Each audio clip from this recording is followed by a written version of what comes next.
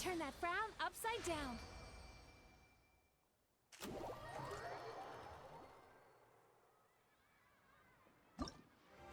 Here! Forest, protect us.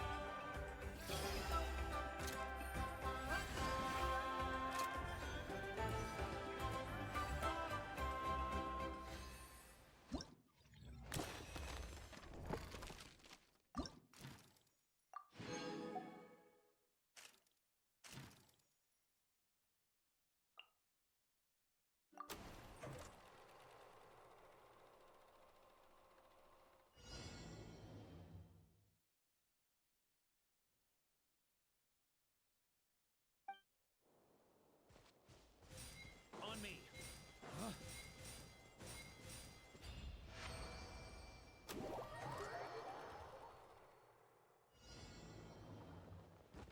On me.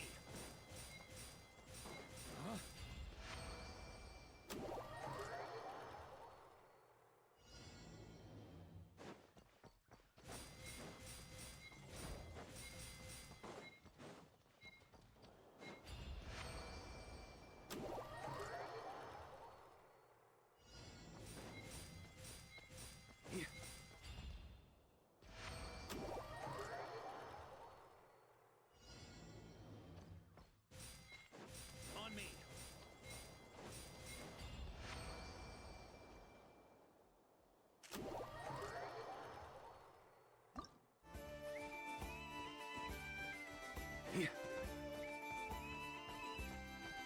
On me.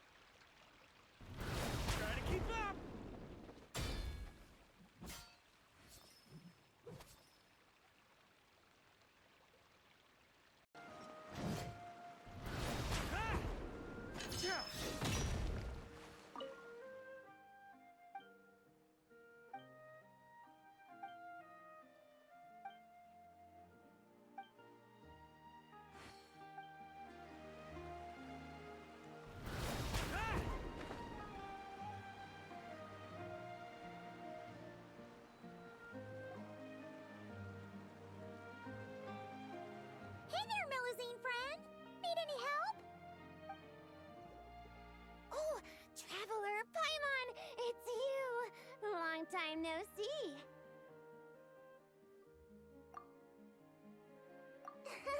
Right in one! You know me too well. Everyone in Maracy is preparing a surprise gift for Monsieur Neuvillette. We're working together to make him a new outfit. I was about to go find some gems and shells to decorate it with. Wow! A surprise present! Is it really okay for you to tell us like that, though? Oh, no. Sorry. It's my first time doing something like this, so it just slipped out. I'm not sure why, but seeing everyone working towards the same goal like this, my heart just won't stop racing. Paimon totally gets it. The moon's just so infectious that you get swept up in the hype and you just can't stop, won't stop, right? Definitely not! Paimon's begging you. Please don't say things like that in the nation of justice! Everyone keeping a secret together, doing things quietly. There are some similarities, I guess. Uh-oh. If you correct Puka, we'll never be able to look Neuvillette in the eye again! Anyway, enough of the crying talk. Let's get back to the new clothes. So, why'd everyone suddenly decide to give him a gift? Oh, that! Monsieur Neuvillette is always sending gifts to everyone in Maracy Village. So, after discussing it, we decided to make something for him ourselves. Flo handled the blueprints, and then we all picked out the materials and sewed it together. And Saran was in charge of emergency precautions to prevent things from getting totally out of control. Emergency precautions? Things getting out of control? Paimon knows that making clothes with Melusine hands is hard, but how bad could it possibly get? That depends on your definition of bad. Does it count if we ask Mamere to make a huge painting and then turn the canvas into pajamas? Oh, wow! How about that?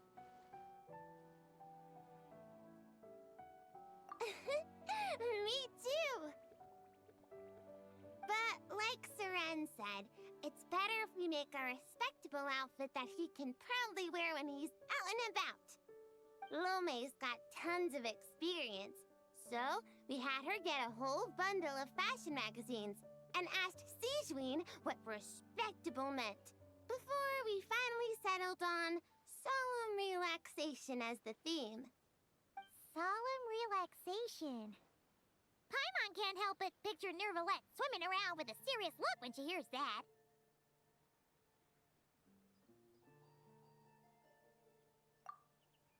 Huh? Oh, right! Shells! I was so busy talking with you, I almost forgot my job. Sorry, I've gotta go. I can't hold everyone else up because I was enjoying myself too much. I need to find some shiny shells and rocks pronto and grind them up into shiny powder. I'm not sure if I have enough Tidalga for the dye either.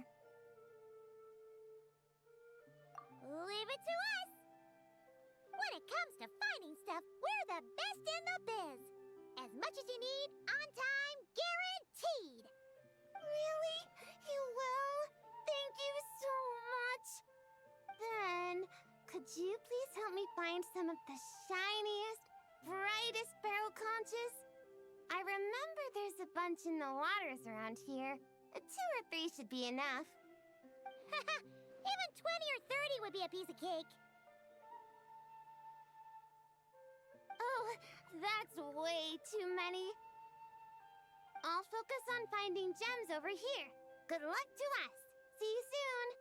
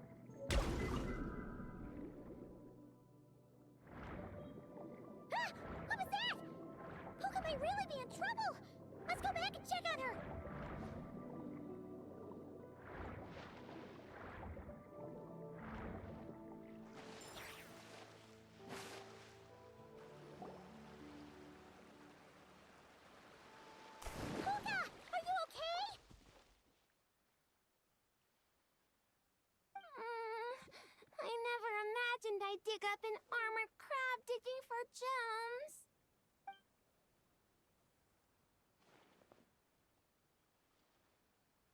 It's fine. Fine. I'm not hurt.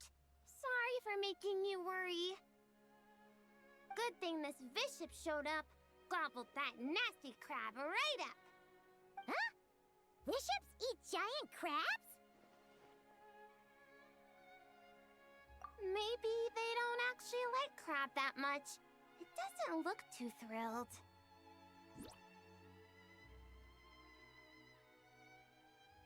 Oh, right! We should be focusing on why is there a bishop here?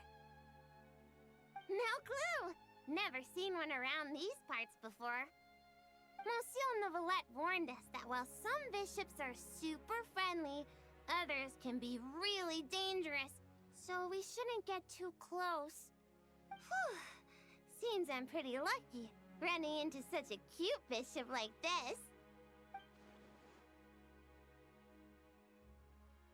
Then, be sure to give it a proper thank you the next time you run into it, okay? Yeah, for sure. And I'll treat it to something tasty, too. Only thing is that I'm not sure what it likes.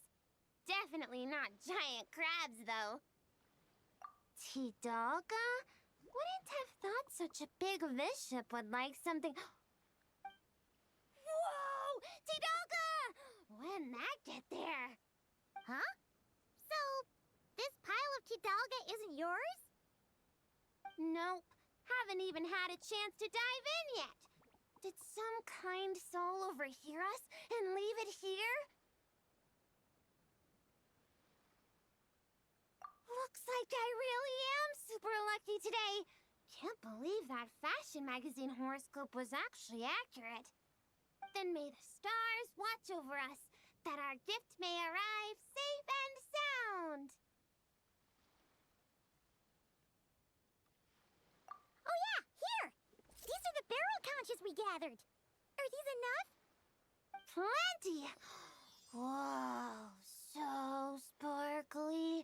I can barely open my eyes.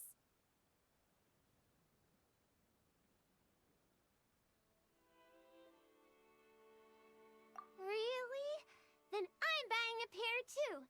Should help with gem hunting. Don't buy her nonsense. Not a word of it's true. Well then, with my gems, your barrel conches, and the nice fairy's Tidalga, my mission here is complete.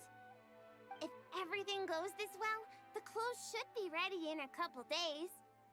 Hey, when we deliver the clothes to the Palais Mermonia, will you two come see what we made? Let's meet up at the Palais Mermonia then. A whole bunch of us Melazines will be there. Sounds great! We'll be looking forward to hearing from you.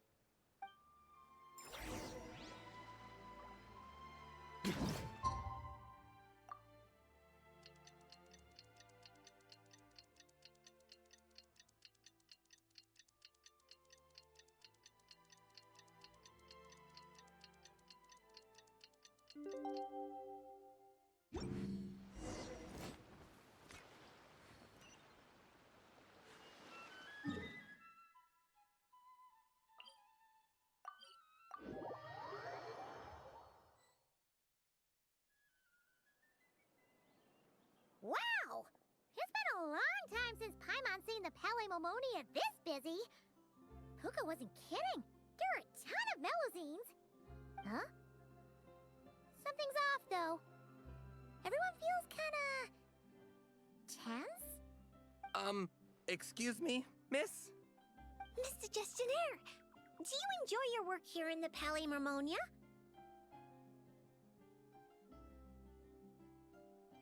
Are you asking me? Well, about that, I can't really say that I'm happy, or particularly unhappy. Though I've been here for some time now, I still feel as though I only just started. Got it. So, put another way, work at the Palais Mermonia is so exciting that it feels as though you're always filled with energy. Like you're in your prime, correct? Exciting? Oh, no, no, no. I'm more anxious, really. An exciting anxiety? Is being a gestionnaire really that nerve-wracking? And sure, I thought only the Marechaussee Phantom was like that. Oh, no, no. It mustn't be exciting. If anything on the job excites your nerves, that means the process has already gone terribly wrong. Oh, is that so? Sadil never mentioned anything like that. Sadil? Oh, you mean Officer Sadil of the Marechaussee Phantom? Wait, are you her colleague? Of course not! If we're talking ability, I definitely would have passed the exam first! Grana, now's not the time to get competitive. Look at the poor man. He's so nervous he's sweating bullets. Really? I thought that if someone looks really nervous during an interview, that means you're asking the right questions. Excuse me, Mr. Gestionnaire. Are there any troubles in your work life that you find difficult to discuss? Pardon me, but interview? Am I being interviewed right now? Well, yeah. Oh no. Oh no, no, no, no. According to regulation, gestionnaires are strictly forbidden from giving private interviews, especially to parties of unknown provenance. Excuse me, Miss Melazine, but might I inquire your full name and the newspaper at which you're currently employed? Special Reporter Lome for the Buoyant Otter Gazette. You obviously just made that up. Lome, what happened to truth in reporting? Does the Court of Fontaine really have a newspaper like that? I need to go check the files. My good sir, are you feeling all right? You certainly look as though your nerves have been excited right now. Right! The process! Sorry, good ladies. Could you please wait here for a moment? I need to go find a colleague from the publishing office. Oh, we were just going to ask him how to get to Monsieur Neuvillett's office, yet somehow it turned into a practice interview for Lome. Mr. Eon, there you are. The tea Miss Cornelia so kindly made for us is nearly cold. Just what have you... Oh my word, what happened here? Why are there so many Melazines?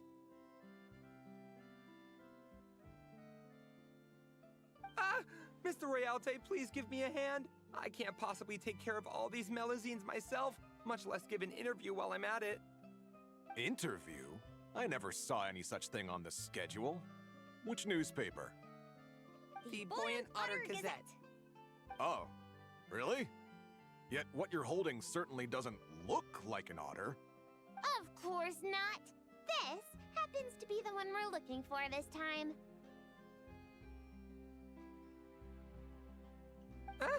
This blue creature can't be me, can it? Looks nothing like me. Hey! Watch what you're calling a blue creature! This is none other than the eminent Monsieur Neuvillette! Huh? I see. Mr. Eon, please refrain from undue alarm. I understand that your heavy workload and lack of sleep might have left you rather tightly wound, but you must remain calm. As you well know, the world looks profoundly different through Melazine eyes. Thus, it is entirely possible that to them, the Udex appears, well, like that.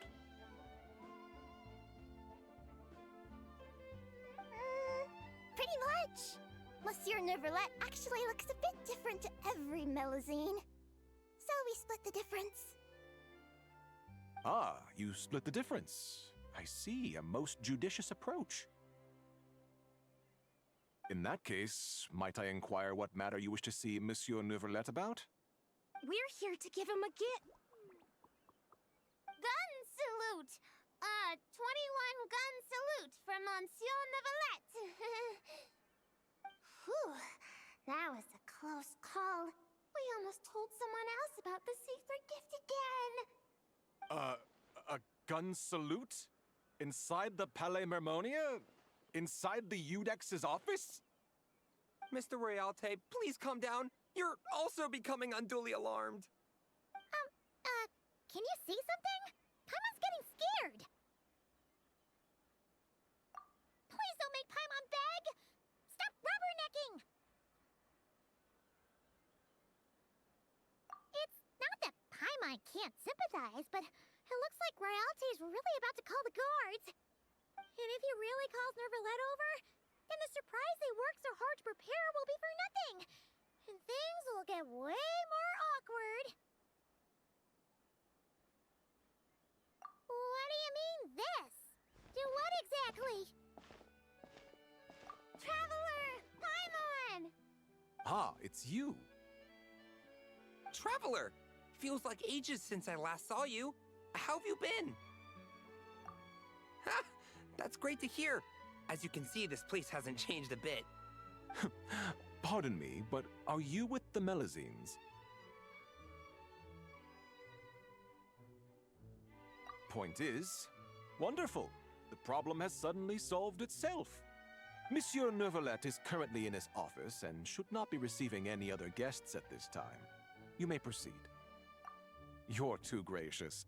We shan't delay you or your Melazine friends any longer, save for one minor thing. Eh?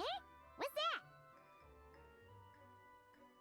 While inside the Palais Mermonia, particularly in the offices, please ensure that any items you're holding remain below head level. Otherwise, our most enthusiastic colleagues will doubtlessly assume you have a special request that you plan to seek assistance with. Got it. We were only holding it because everyone was scared of getting lost in the court of Fontaine. But now that we've reached our destination, Puka, if you would? Sure, Flo. Putting it away. Oh, so that's what it was for. It's fine. With the two of us here, there's no way you're getting lost. Come on. Nervalette's office is right over there. Please take care, everyone.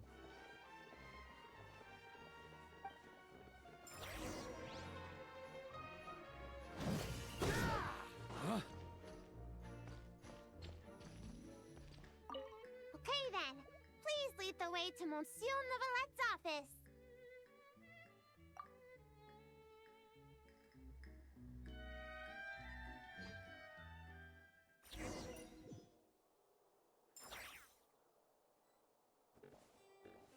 Where could Realte? Is today Melusine family? Quite the hubbub. Sadine!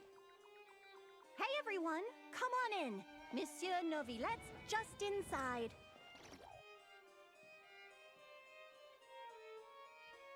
Ah, I thought it might be you. I had heard Melusine voices and went to the window for a look, only to find the angle was wrong and I couldn't see a thing. I trust you encountered no difficulties on your way? No, not at all. Well, not exactly.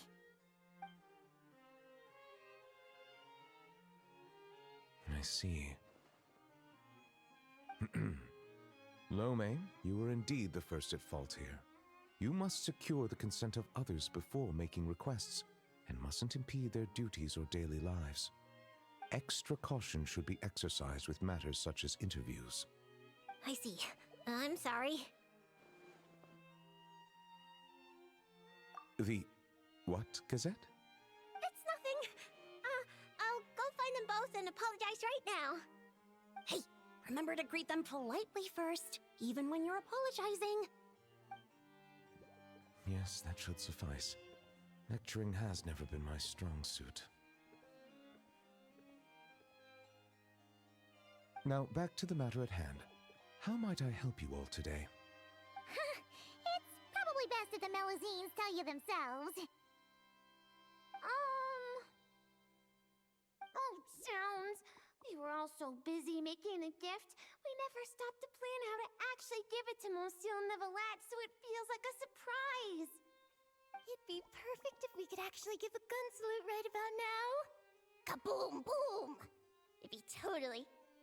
Wait, no! No gun salutes allowed in offices, right? If only Lome was here. She's so carefree. Lome, come on. It's our hour of need. I'm back! Those two gentlemen are both great people. They not only didn't scold me, but they even served me tea, too. Huh? Why haven't you given him the clothes yet? I already finished 2 whole cups. She just said it like it was nothing. Clothes?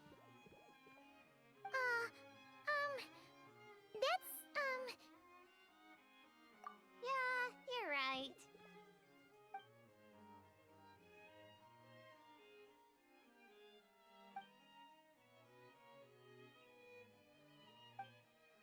My thanks.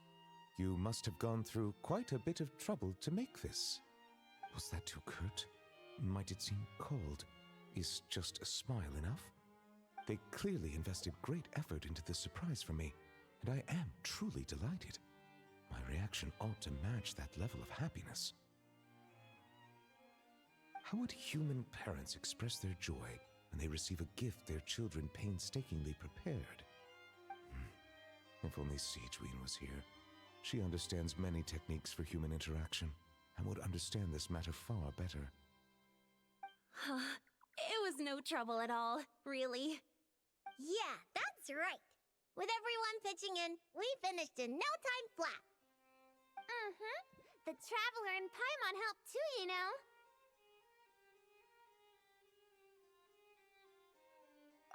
Perhaps I should consider this from another perspective. Seeing others use gifts I've given them gives me a feeling of contentment. Thus, it can be inferred that the reverse is also true. Might I ask you all to wait for a moment? I'd like to try it on. Of course you can! Oh, is it happening? Even the Traveler and Paimon haven't seen the finished product yet. Finally, we get to witness Melusine handiwork!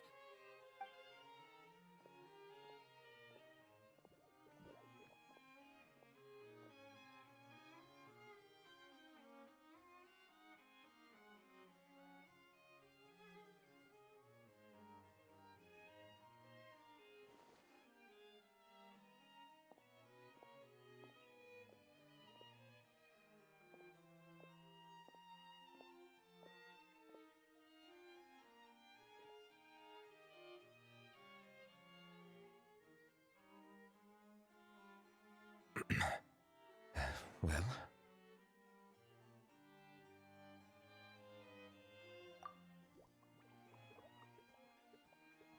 Splendid. Both the Melusines and I are delighted to hear that. Oh, it looks gorgeous! Plus, now Paimon gets what solemn relaxation is. Ah, indeed. It is aptly suited for non-official occasions.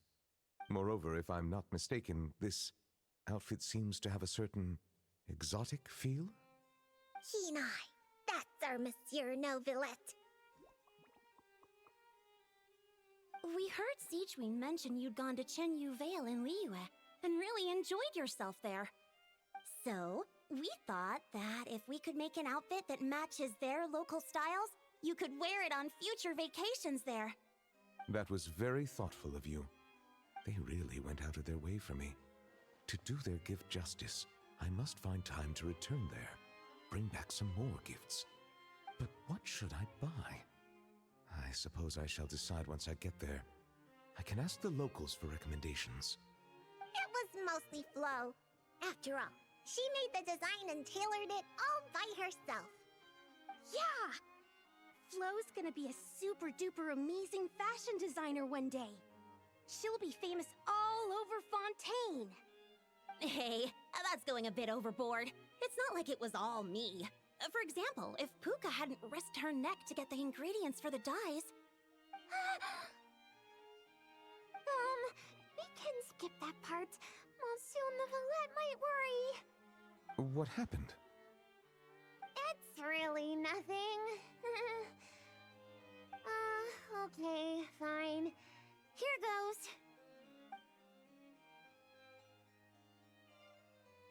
A bishop that likes Tidalga. I see. I understand. You are truly fortunate the Traveler was there to help. But next time you go out, it might be safer not to go alone. Okay, I understand. Also, listening to your story, It seems you were aided by a bishop? Yeah, I'd love to see it again. Give it a big thank you. Hey, you guys think that maybe it was the one who left the Tidalga? I'm a bit concerned about her well-being lately. As I don't have any pressing duties, perhaps. We've stayed too long, haven't we? We really should get going while it's still early. Excellent. In that case, allow me to accompany you. Huh? Really?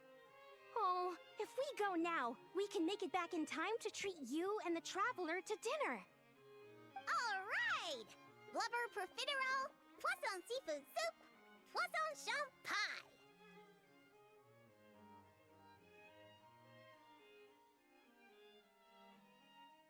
Not enjoying the Melusines, have you?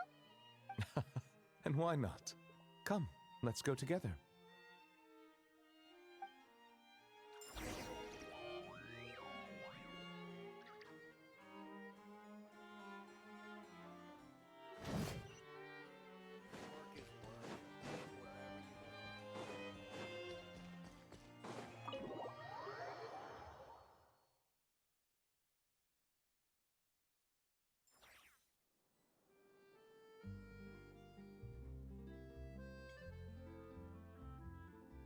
Here.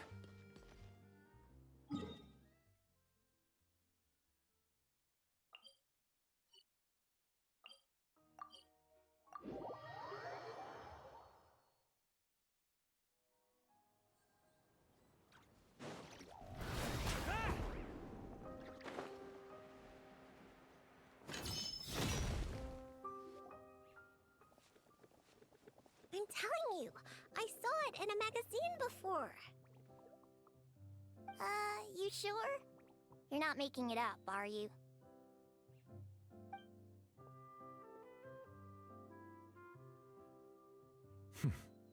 Come on up now. It's me. Nouvelle! Passive! Passive! Whoa! It's Passive! So, you know Nourillette? Passive? This is how you address her, then?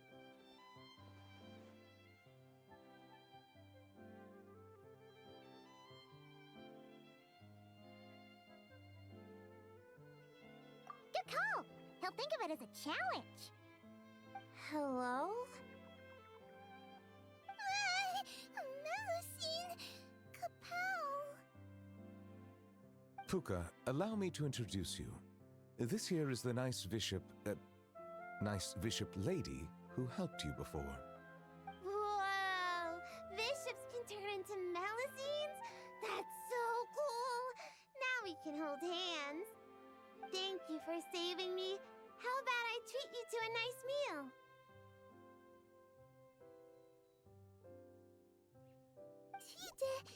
Tidalga? Hmm? Yeah! Tidalga! Tidalga! Tidalga! Tidalga! Tidalga! I take it you really like Tidalga? Wait, that means you gave us your favorite food. Wow! Thank you so much! Thank you, Passive. Passive! Nouvelle! Kapow! If that's the case, why not picnic here with us? I'll handle the food. I caused everyone so much trouble back at the Palais Mormonia. It's the least I can do. Then I'll prep some Tidalga for Passive.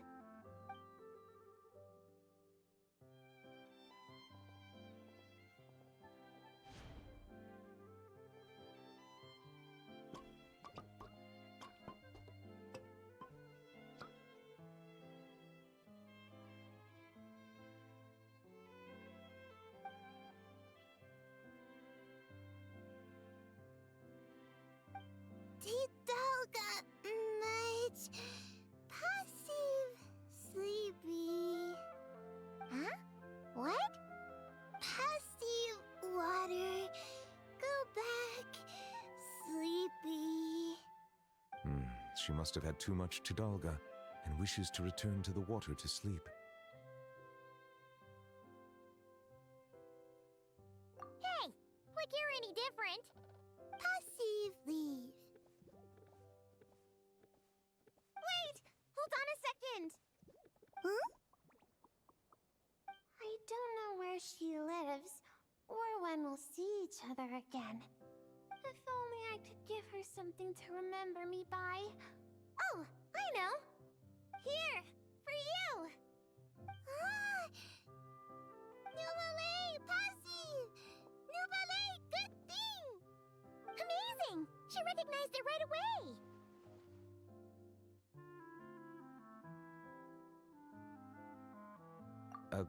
That is most certainly a very good thing.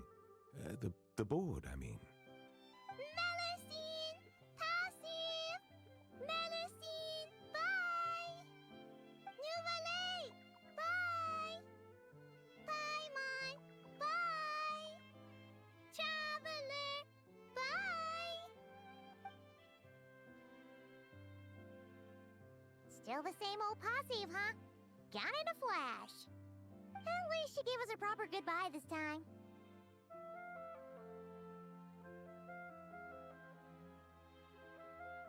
No need to worry. She already considers Fontaine her new home. We'll see her again. Learning to share is part of the process of joining the group. It would seem I'm not the only one she's learned a lot from. A most astute observation. I too have learned much from humanity. And now that I think about it, this learning process actually began a long, long time ago. Monsieur Nervalette, are you thinking about the past? Yes. It was after I was born, but before I had joined the court of Fontaine. Though I do not know why I was born with human form, this fact forced me to learn about the way humans live. At that time, I was constantly perplexed by all kinds of questions, such as how human language could record history, how they produced things and traded. And why they insisted on using the flesh and blood of a god as a medium of exchange. Could not pebbles and seashells serve the same purpose? Maybe because rocks and shells break easily. And gods do not? They probably do.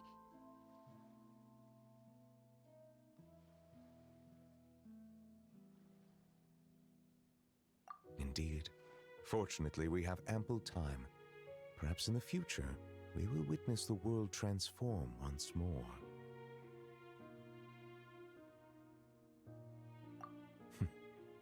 Very true. Time flows where our gaze does not linger, showing the way to those who are lost. Rather than dwelling on such things, it is far better to live in the now. On that note, I believe it is high time I began planning my next vacation.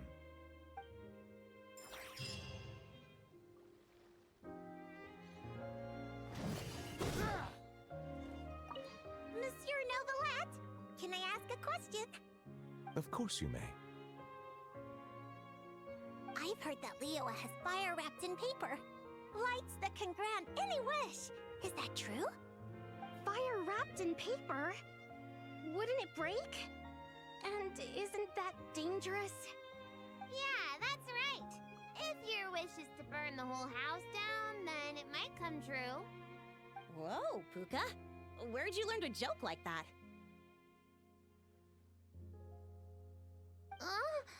I wasn't joking. Well, there is something like that. They're called Shao lanterns. They aren't dangerous if properly handled, but they do not actually have the power to grant wishes. I'm sorry. You don't need to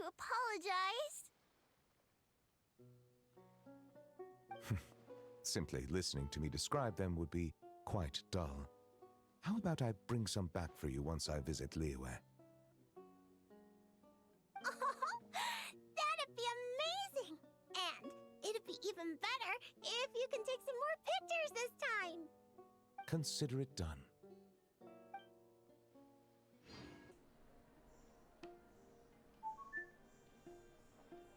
Here you go, Lady Nefer. The book you were looking for. Let me see. Would you look at that? Finally, an actual copy of The Man Who Became a Mule.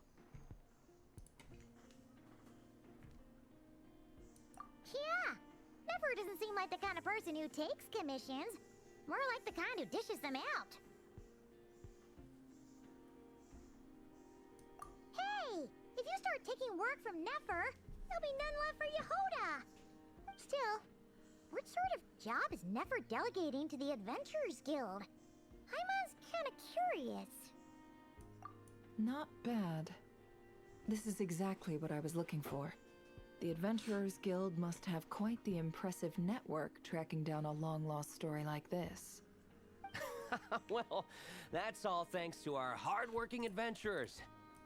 There were quite a few setbacks along the way, but in the end, we managed to find a collector in Snezhnaya who had a copy. How ironic that a story about the desert would end up somewhere like Snezhnaya. Well, thank you for your efforts. I'll send over the payment as promised. Also, Mr. Sarin, please keep this commission active and raise its priority level. I'll cover the additional fee as well. Not a problem. It's our honor to do business with you, Lady Nefer. If you'll excuse me, I'll go get everything sorted.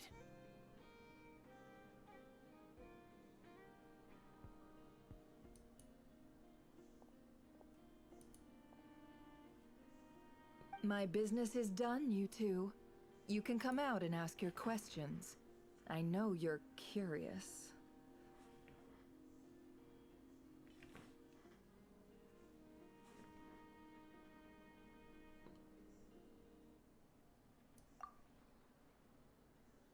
You even heard what Paimon said? Huh. Guess that's what makes you the boss. Something like that.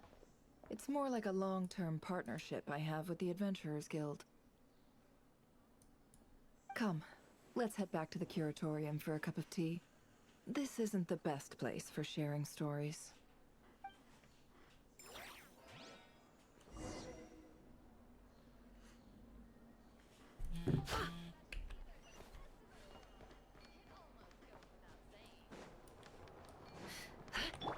Ryan choose a song.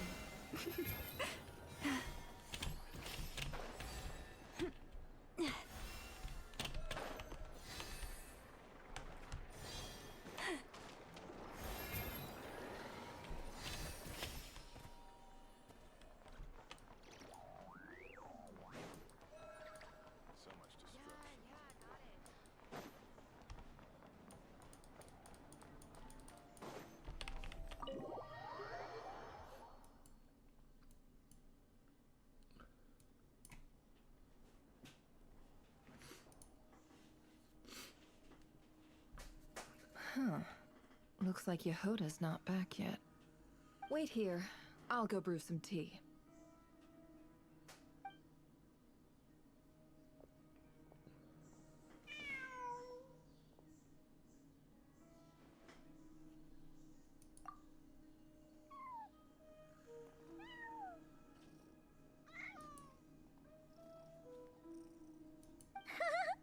Who's a good kitty? Come on, shake.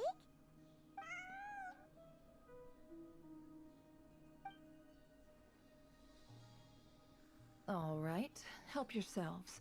Cream and sugar is over there if you need it. Looks like Ashrew's taken a real liking to you. Back when I first brought him home, he was as fierce as a little lion. He didn't let anyone get close except for me.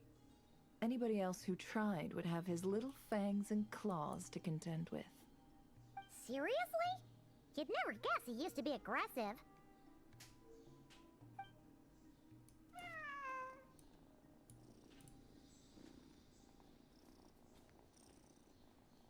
That was a long time ago, when the two of us had just arrived in NOD-KRAI. Back then, we had no one to rely on but ourselves. And to survive in a place like NOD-KRAI, we had no choice but to bare our claws and teeth. Of course, things are different now. Anyway, it's about time we satisfied that curiosity of yours. I'm guessing you want to know more about my long-term partnership with the Adventurers Guild?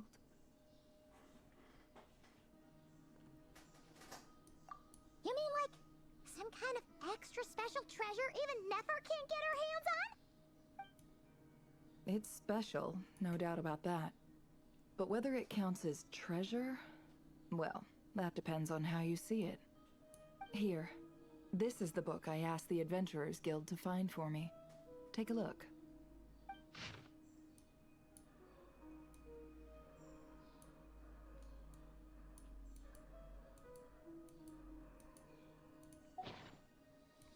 Oh, it's like a fairy tale from Sumeru. Uh-oh, not another riddle-filled treasure hunt. Well, have fun. Paimon's gonna sit this one out. Relax. It's just a story passed down among the desert dwellers of Sumeru. There's no secret treasure and no hidden riddles. The only reason I went to such lengths to find it is because it has to do with my father. That's right.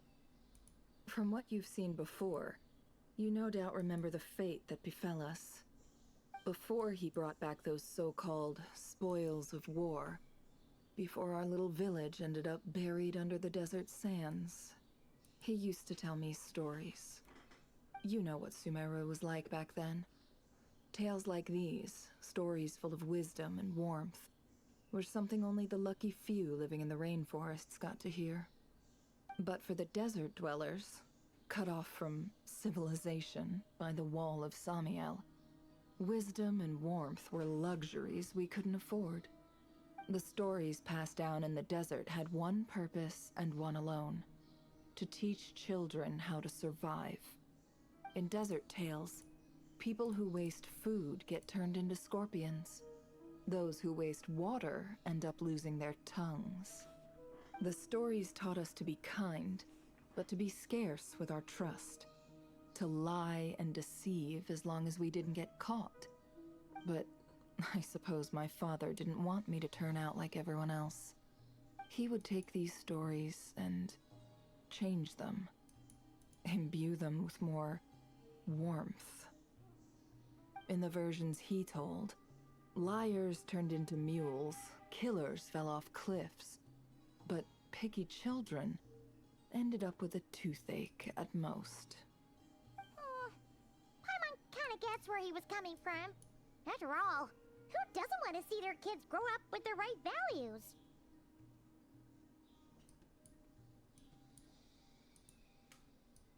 Me? I couldn't get enough of them. I'd spend my days counting down the minutes to nightfall, when Dad would lull me to sleep with another one of his stories. Then, come daytime, I'd grab his storybook and go tell them to the other kids. They were so envious of me.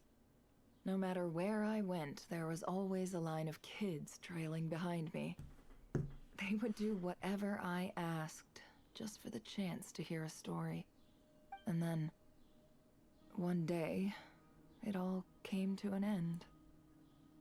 And now, all that remains of those times is buried under the sand.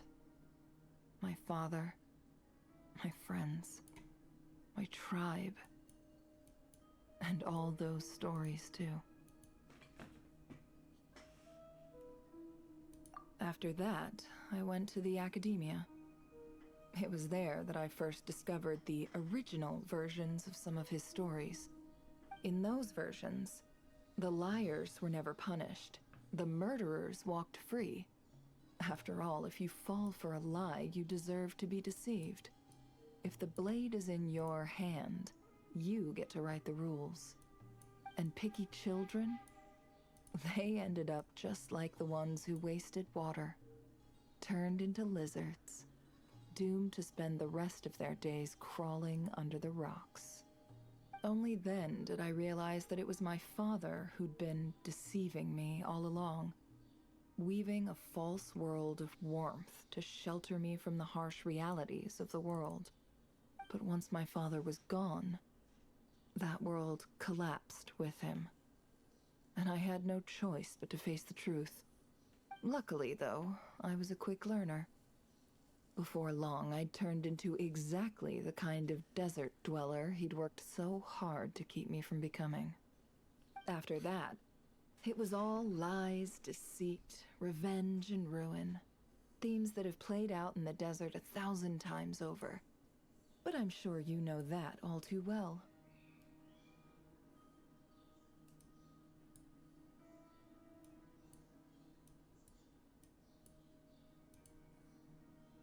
More or less.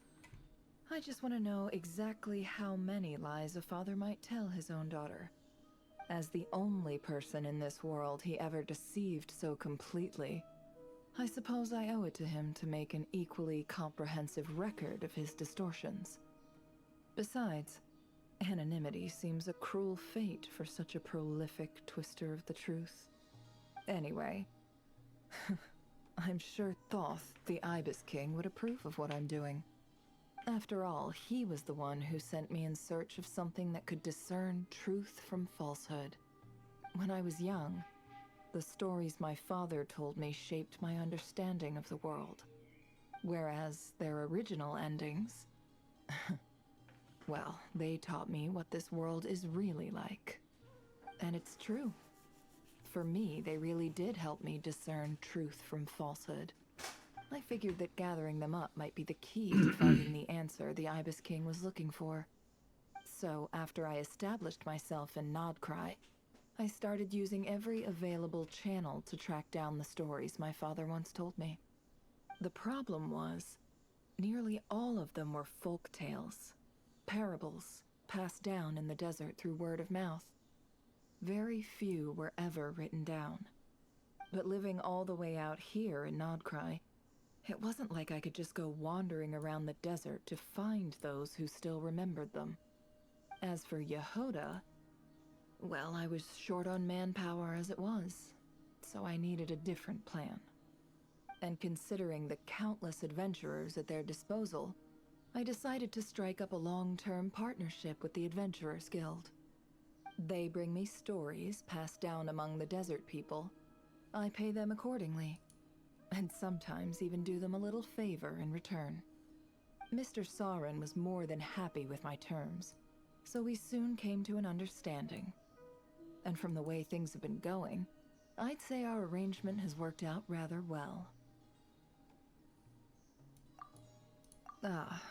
Well, this was the very last story my father ever told me. The only one whose ending he left unchanged. A man who spent his life distorting the truth. Buried under the desert sand the one time he chose not to lie. And look, it even says, deep down, his was a heart of gold. And that is the greatest wisdom of all. How ironic is that? Anyway, I can make a copy of this story if you're interested. And I just realized, you're an adventurer too, aren't you, traveler?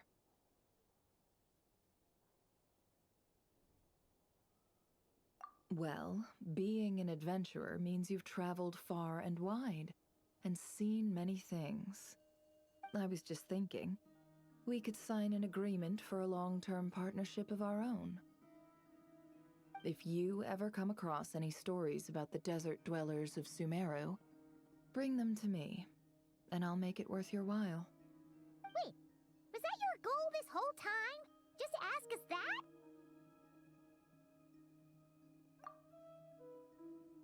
Wonderful. Then here's to a long and fruitful partnership. And speaking of partnerships, why isn't Yehoda back yet? Was that job I gave her really that difficult?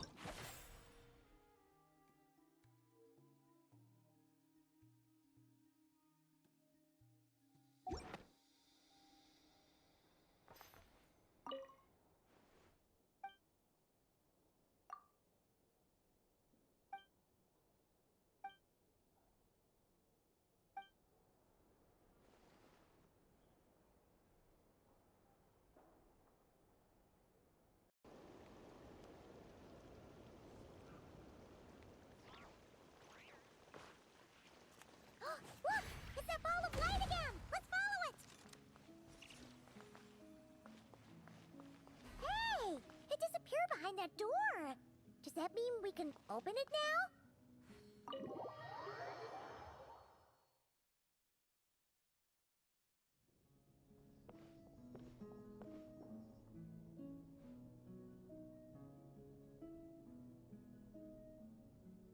Welcome. Wow! Your home's so pretty! Paimon loves what you've done with it. I knew you'd appreciate it, Paimon. Hearing that makes it all feel worthwhile, even if I had to squeeze it in during my spare time. It all started the day I finished building the secret lodge. I was planning to keep the streak going and build a few more, but there was no one around to inspire me. So after a while, my enthusiasm just sort of fizzled out. Is there no way to have fun, enjoy myself, and feel like I've accomplished something all at the same time? Then the answer suddenly popped into my head. Wait, have we skipped straight to the answer? Keep up, Paimon. Time waits for no one. Look, it's right in front of your eyes. Through this door? Well, not just this door, but you're not wrong. Everything has to start somewhere. What better place than here? Are you ready? Oh, wait a minute! You're going too fast! Paimon can't keep up! What are we supposed to be getting ready for? Oh, don't you worry about that. You don't need to get ready for anything. It's just a turn of phrase. Based on my observations and understanding, you're not a fan of complex introductions and explanations. You prefer to find your fun in the heat of adventure. Am I right? Glad to hear it. In that case, brace yourselves. I don't plan to hold back. You know us angels. We just can't resist the satisfaction of guiding adventurers to treasure. Well, seeing as the goal is to be kind and help others find happiness, why shouldn't I start by giving my own friends a few happy pointers? So, I had a sudden stroke of genius. I transformed my little lodge into a place where you can relax and have fun. I even hid treasure in each and every room. To tell you the truth, even compared to the other angels, I'm quite the expert when it comes to hiding things. If I were to bury a chest in the wild and not show you the way, I'm afraid you wouldn't be able to find it even after months of searching. Anyway, I digress. I don't want to make things deliberately difficult. Nor do I need you to run around the wild just to keep me entertained. All you have to do is find 3 feathers right here in this room. And once you're done, let me know so I can watch you open your reward. A nice, big treasure chest. Ah! So we're going on a treasure hunt! Ha! Paimon can't wait! Exactly! A treasure hunt. It's going to be so fun.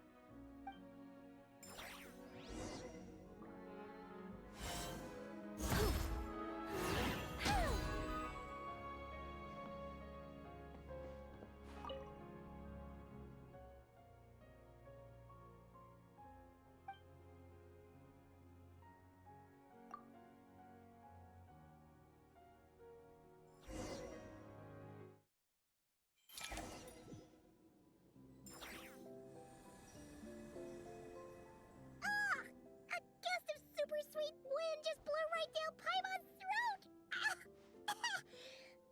Hey, where are we? That teapot and those cups look really, really big! Wait a second. Did we shrink? Apologies. I was hoping to invite animal actors, but alas, I'm used to dealing with thespians of a more stony-faced persuasion. Huh? Nicole, you shrink too? Paimon thought you were gonna be huge! Nicole, the magnificent, massive mage propping up the heavens while crouching down to talk? No thank you. I'm quite happy with my current size. Anyway, welcome to the Great Mage's Tea Party. Now, pour yourselves some tea.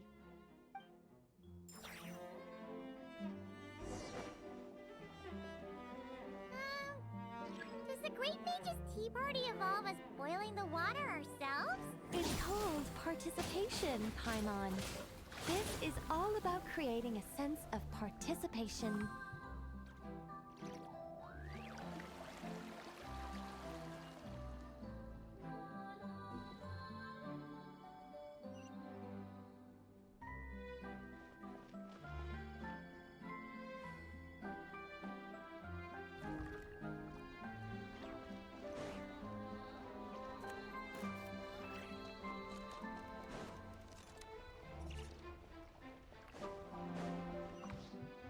Time to ignite! Ha!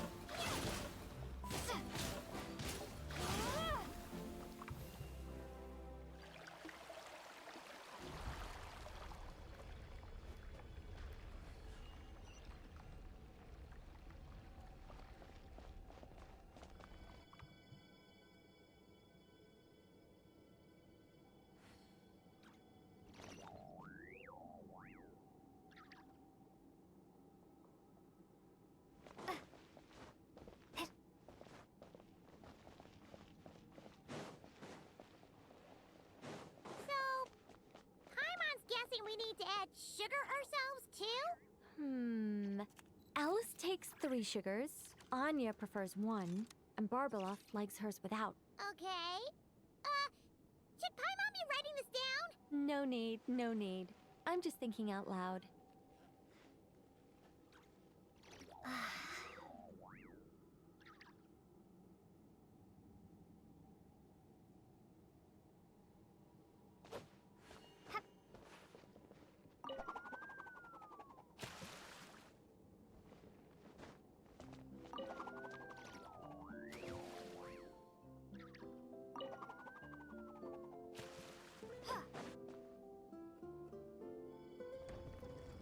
A path's opened up! Looks like we can go this way!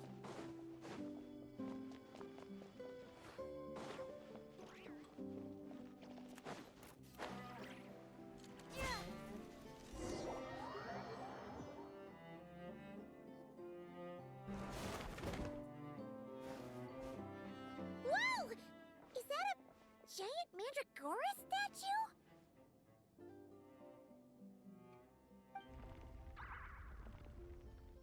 Hold on a moment. Sorry, just a minor technical difficulty. Let me see.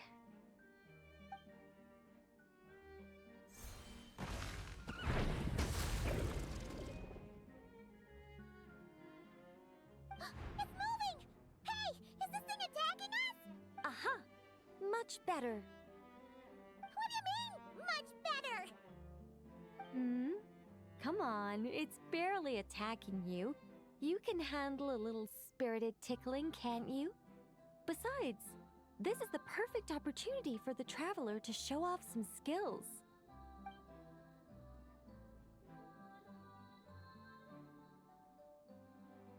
Hey, Nicole! Help us out here, will ya? All right. Heaven's will made mine.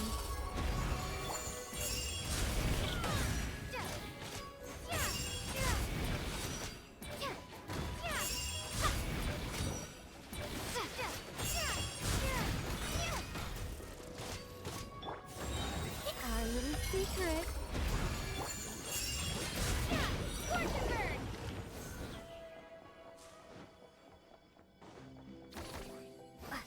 And look, the tea's still nice and warm. Just right, in fact. Did you just plan this whole thing just so you could sit back and enjoy this moment yourself? Come now. This is your reward. You were the ones who earned it after all. Go on then. Open it up.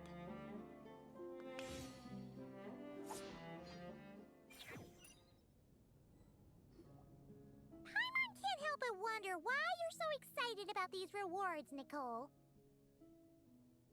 Sure, Paimon looks forward to the traveler's reaction when she gets her a gift, but this feels kind of different. Oh, don't worry about that. I don't mind. At worst, my answer might shatter a few illusions you have about the angelic race. If you thought we were all selfless, benevolent beings, the truth may make you think again.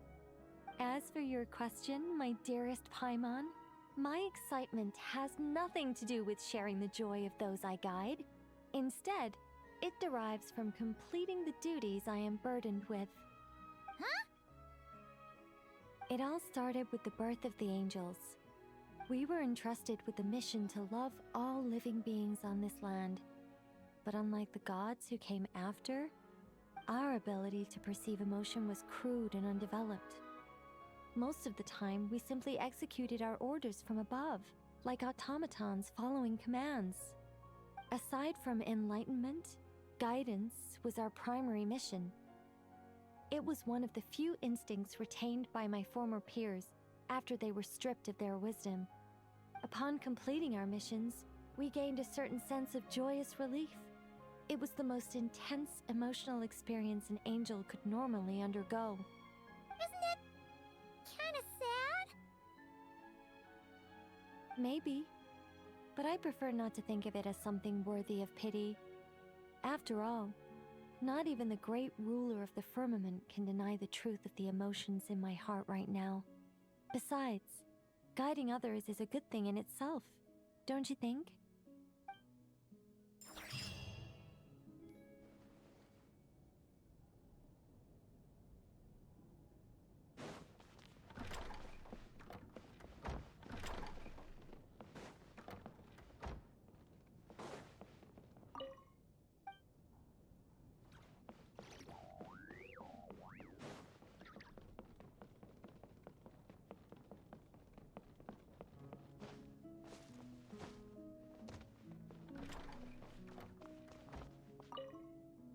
If you don't mind, could you come back a little while later? I still need to check that the other rooms are all in working order.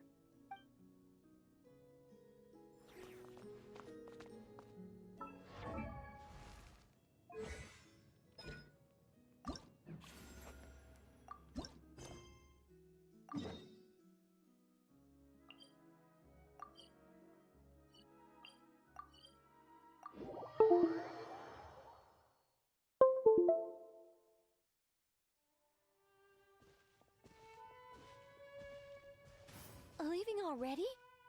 Hey! Barbie! Aren't you forgetting something? Like a whole bunch of stuff you were supposed to give me?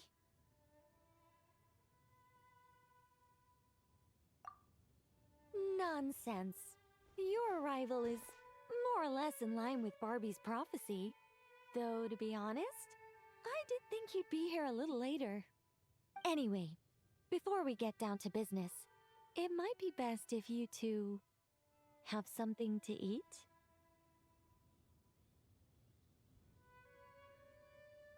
No, of course not. But my hearing happens to be quite sharp, and I heard Paimon's stomach rumbling a mile away. Whoa!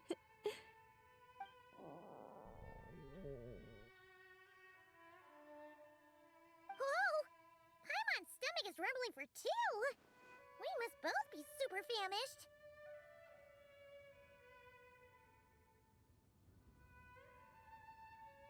Don't you worry about that. I've got plenty of cookies and cake, and as you know, nothing bad ever happened to hungry travelers who accepted food from a witch.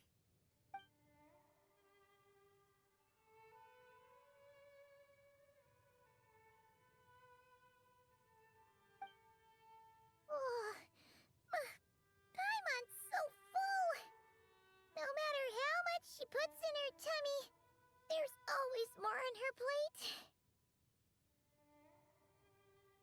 Is she the champion eater from Natlan's Collective of Plenty? Alice mentioned her to me once. Apparently, she's a fascinating young lady. I imagine if she were to attend one of our parties, we'd need to set out 3, maybe even 7 plates. Paimon really can't eat anymore. She's coming apart at the seams. Can we get down to business now? Oh, well, sorry. All right. I gather you're here to deliver my homework. The one that Barbie prophesized?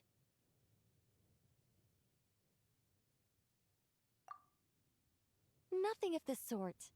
We were discussing something completely different.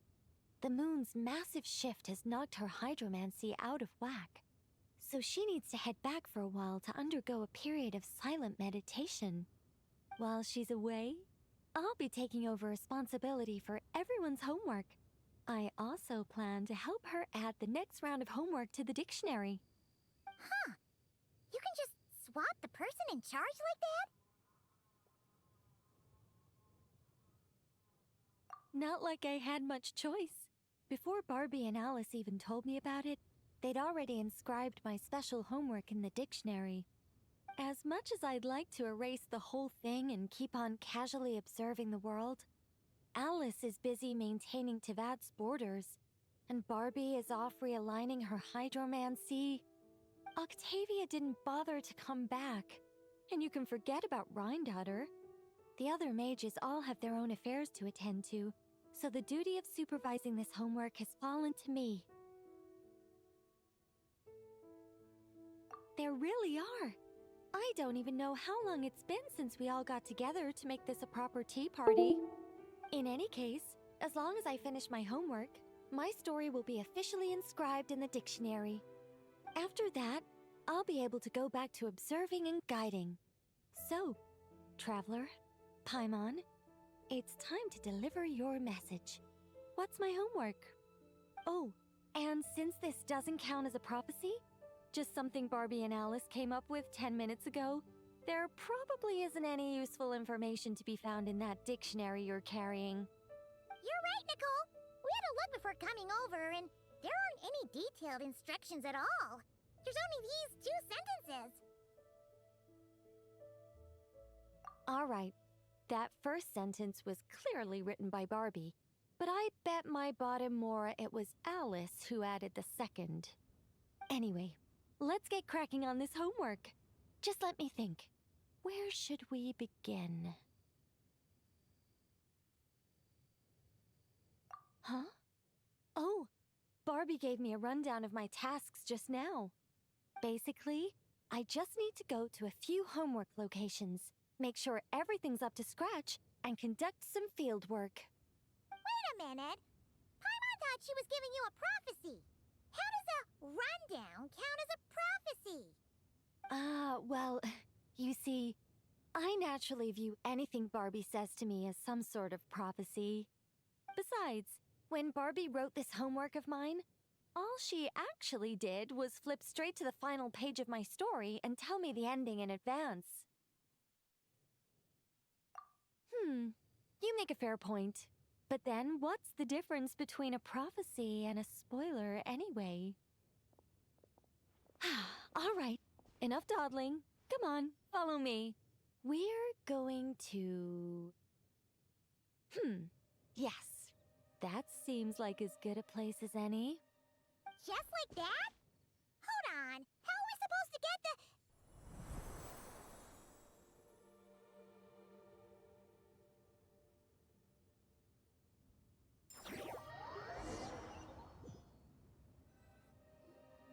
All right, we're here.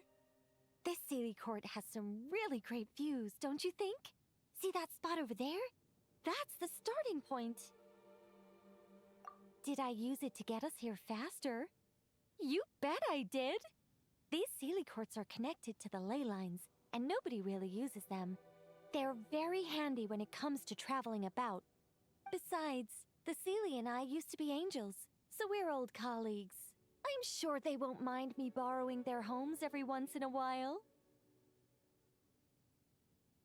We're early. In but a short while, a bard will come to sing odes of old and call back the 1,000 winds that wander the ages.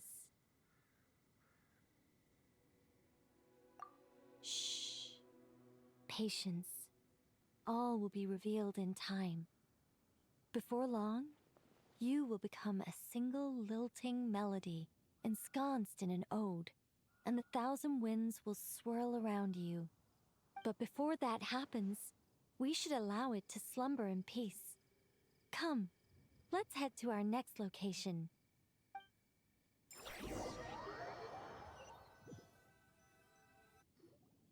Is this Wolvendam? Doesn't seem like the best place for doing homework. This is the nearest Sealy court to where we're going. Don't worry, we're not far from the starting point.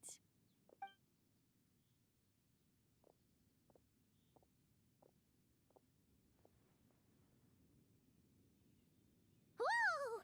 Where did all those wolves jump out from? Hey! We're not here to hurt you! We're friends with Razor!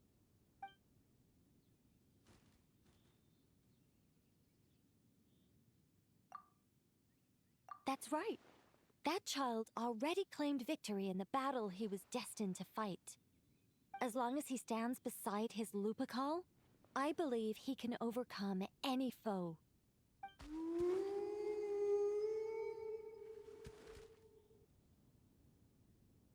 I'm sure his Lupacol feels the same way too. All right, that's about it for this place. I could do with a good rest. Come on, let's go. Time to head back for a cup of... Whoa! When did this door appear? This looks like Alice's handwriting. Let's take a look. Thanks for your help with the homework. Now hurry home and have a hot cup of tea. P.S. There is a surprise waiting behind this door. Hurry home? Wait a second. Why does this door look so familiar? There's no way it could lead to...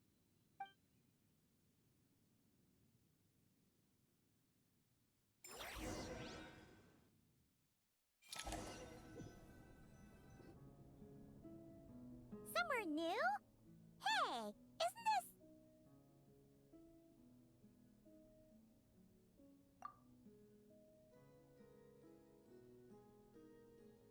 No wonder Alice wanted to borrow the lodge key. She said she wanted to set up a tea room, even though I told her I already had one.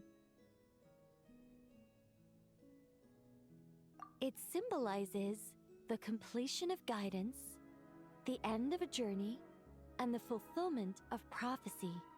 You've followed Sealy before, right?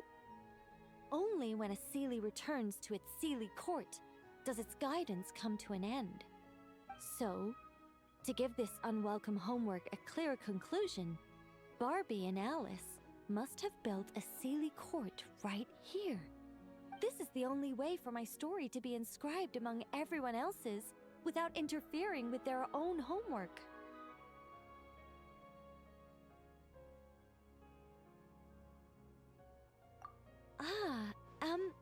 Well, we're not all that different. Once upon a time, we were all angels after all. But that doesn't really matter. What's important is what it symbolizes. It's like writing a novel. As long as the main outline is there, there'll always be a way to flesh out the details, so the pieces fall into place. As long as I take my seat, this homework of mine will be officially over. It's a nice touch, but it feels like the ending to a story written on the fly. If Anya were here, I'm sure she'd have come up with something more clever. Don't you worry. That's an essential element as well.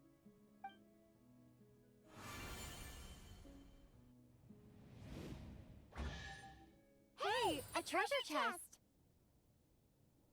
Now this homework's starting to make sense.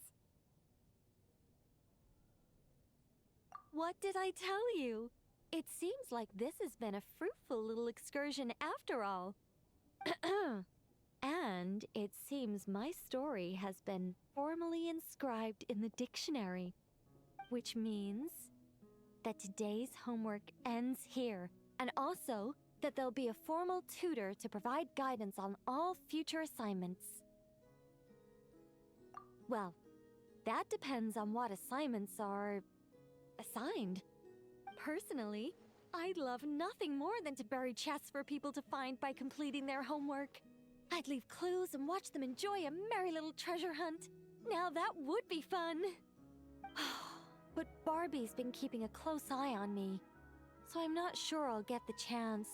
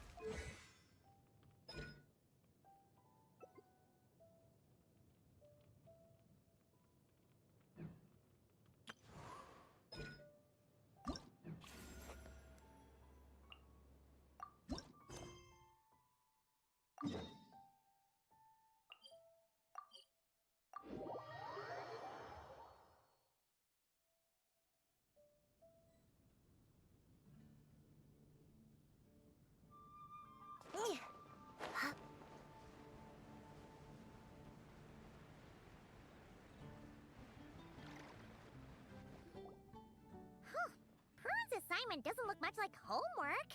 More like a declaration of war. Hehehe, little witch hunter. Have you found a way to defeat me yet? Shout your coolest challenge from the rooftops and prepare to bow down before the Dodo King. Huh. Paimon will bet $1 million more that Alice wrote this. If it wasn't for the part about a witch hunter, Paimon would have thought this was written for Klee. Prune isn't exactly Alice's biggest fan. Paimon can see her really blowing her top over a challenge like this. Should we try to tone things down a bit when we tell Prune? Tell me what? Let me see. Ah! Don't sneak up on Paimon like that! Whew. Fine. But you've got to promise to keep it cool, okay? Oh, boring. Huh? You're not mad? I'm used to her childish little games. She likes to act mysterious, but it's all just cheap tricks. Who shouts a challenge from the rooftops anyway? People walking past would look at me like I'm crazy. I'm not falling for that. I might as well stand in the middle of the street shouting, "Look at me! I'm an idiot!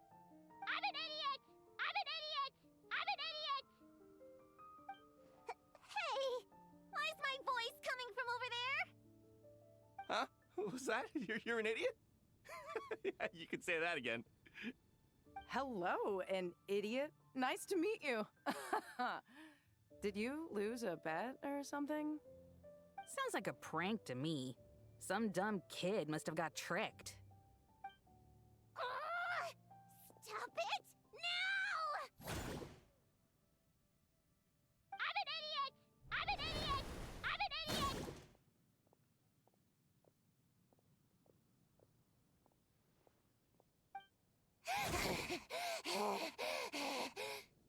Calm down, Prune. There's no need for violence.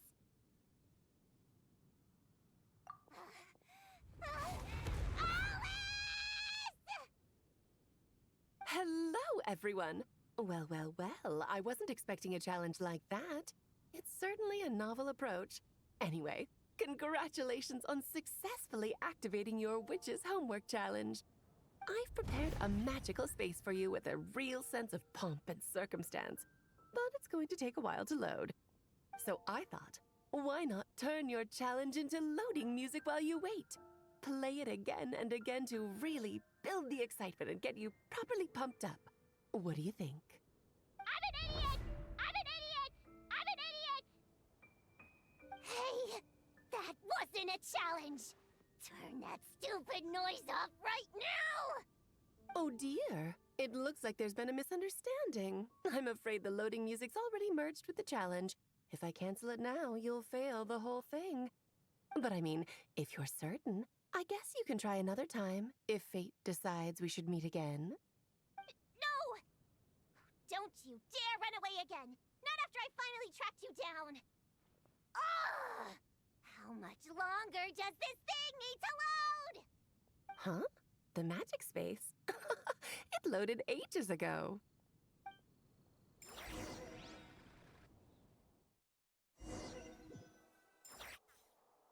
Welcome to the pinnacle of the dramatic arts in all of Tibet, the Opera Epiclès, or rather, a magical facsimile of it. Your challenge is to win a debate, which is exactly why this magical space was created. Not bad, huh? Go on, try telling me the sense of spectacle isn't overwhelming you. A debate? Don't you remember how I wiped the floor with you last time? Did you really go to all this trouble just to embarrass yourself again? Well done. You displayed the intellect of a 16-year-old in a debate designed for 12-year-olds. How remarkable you are. I know how much you like to argue, so I've prepared a wonderful topic that even you won't be able to refute.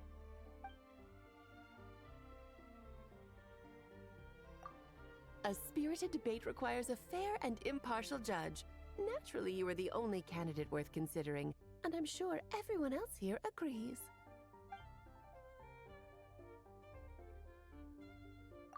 Actually, I've been wanting to say this for ages. Paimon's been sitting up there in the VIP seats, striking a pose for quite a while now.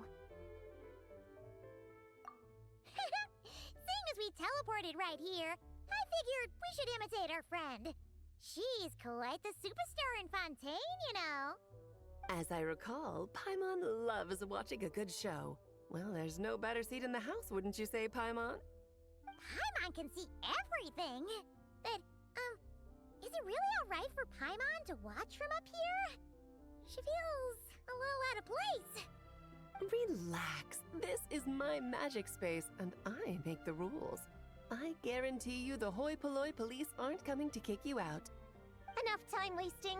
Let's get this over with. What's the topic? Klee is a bad kid. Huh?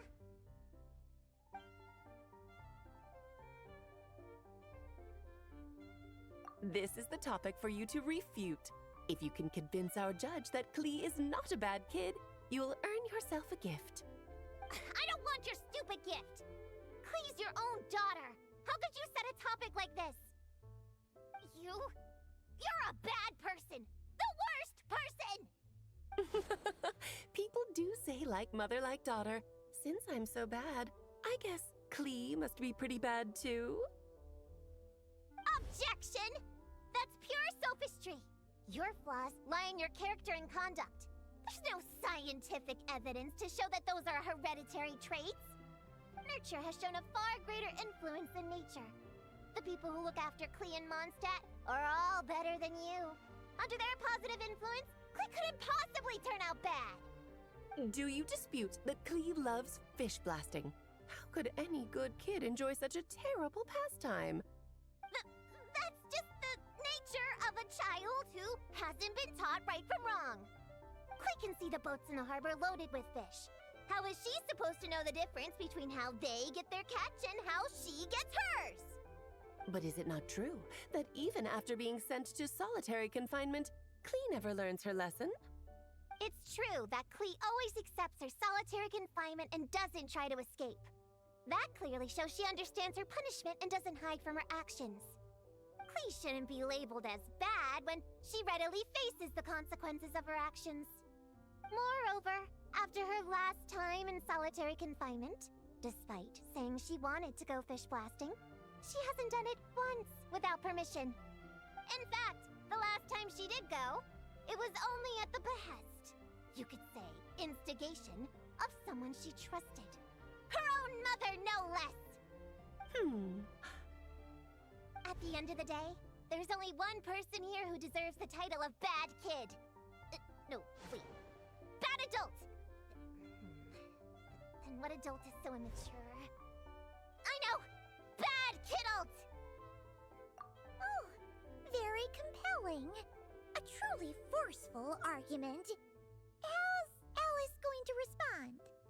Even if I accept your argument, it only proves that Klee has no bad intentions. It doesn't stop her from being a bad kid in other people's eyes. Still stubbornly clinging on. Fine. If that's your angle, then listen carefully, because here's something even you can't deny. In other people's eyes, Klee is cute, so they will always forgive her actions. Exactly! Klee is so cute, who cares if she makes a few itsy-bitsy mistakes? In Paimon's eyes, she couldn't possibly be bad. Contrary to everything you've said, Klee has far more good points than bad. She's always happy to share her toys. And when she wants to play but everyone else is busy, she never pesters them and waits patiently until they're free instead. But most important of all, she's kind. In her eyes, everyone is a wonderful person. Even me, her mother's sworn enemy. No matter what else, I won't let you besmirch such an adorable child by calling her bad! I give up. You win. As her mother, I can't possibly argue with that. To hear you say those words, it seems you truly do consider Klee a good friend. My daughter really is adorable, isn't she? Don't say I didn't warn you. I told you if you met her, you'd end up happy. Now you're boasting? I traveled all the way to Mondstadt because of your silly little prank! It brings me so much comfort knowing that Klee has a friend like you by her side. I do so look forward to seeing you both grow up. You can't imagine Klee still fish blasting at my age, can you? Hold it right there. You're not about to say something corny like, ta-da! This was all a test to see how you really feel about Klee, are you? You catch on quick. Seeing as you already know the deal, let's jump straight to announcing the results. Esteemed judge, if you will. Ahem. Little Prune's Witch Challenge. Passed. Please accept the following witch's blessing. May you be as happy, healthy, well-fed, and worry-free as Klee herself. When it comes down to it, you and Klee are both good kids. You're allowed to make mistakes from time to time, or even throw cutie-wooty little tantrums. Thanks? But this doesn't change anything between us. First things first, stop treating me like a child. And second things second, I'm a witch hunter, and I won't forget my duty. You lost this time, so come out here and stop trying to fool me with that stupid doll. Oh my, would you look at the time? Well, I had a lot of fun today. I'll be sure to drop by the next time I'm free. Toodaloo! Hey, did you hear me? I haven't finished with you yet! Don't you dare run away!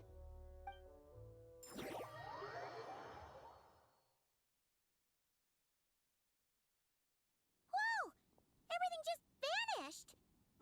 Classic Alice, huh? Ooh, you wicked witch! Just you wait. I'll get you one day.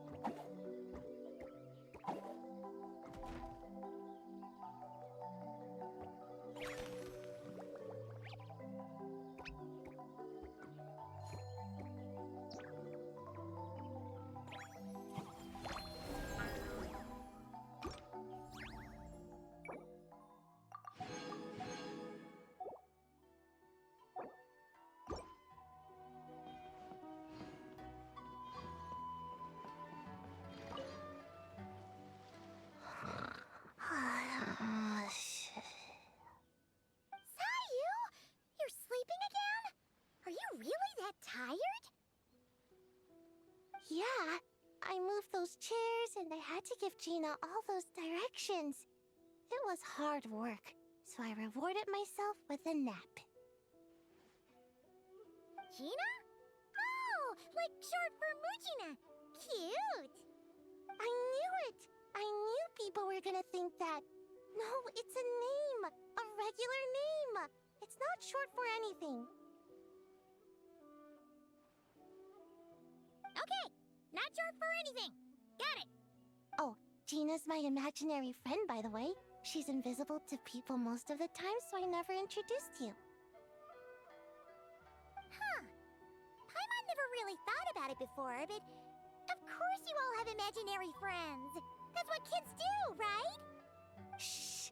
Don't call me a kid, or you're gonna jinx my chances of getting taller. Soon, I'm gonna be a full-fledged ninja who can hold her own. I just know it. But before then, I guess it doesn't hurt to tackle things with a friend. Besides, even if Gina helps me, it's not like most people would see. So, it would still look like I could hold my own. You know, holding your own and being alone are two different things, right? Really? Great! I have this ninjutsu device here that you can use to train with her. I've been so busy with the other little witches, training has kind of taken a backseat. Wait! You're not telling us this so you can slack off while we do it for you, right? What? No, it's not like that. This device is for escape training. Sensei left it for me, but as you know, I'm already really good at running away. I don't need help with my own training assignments. I finished those ages ago. It's Gina. She's even lazier than me. If we're gonna make a break for it together, she has to be able to keep up. So she needs to finish her training. That's what I'm hoping to get some, help with. So, how is asking us to help not slacking off?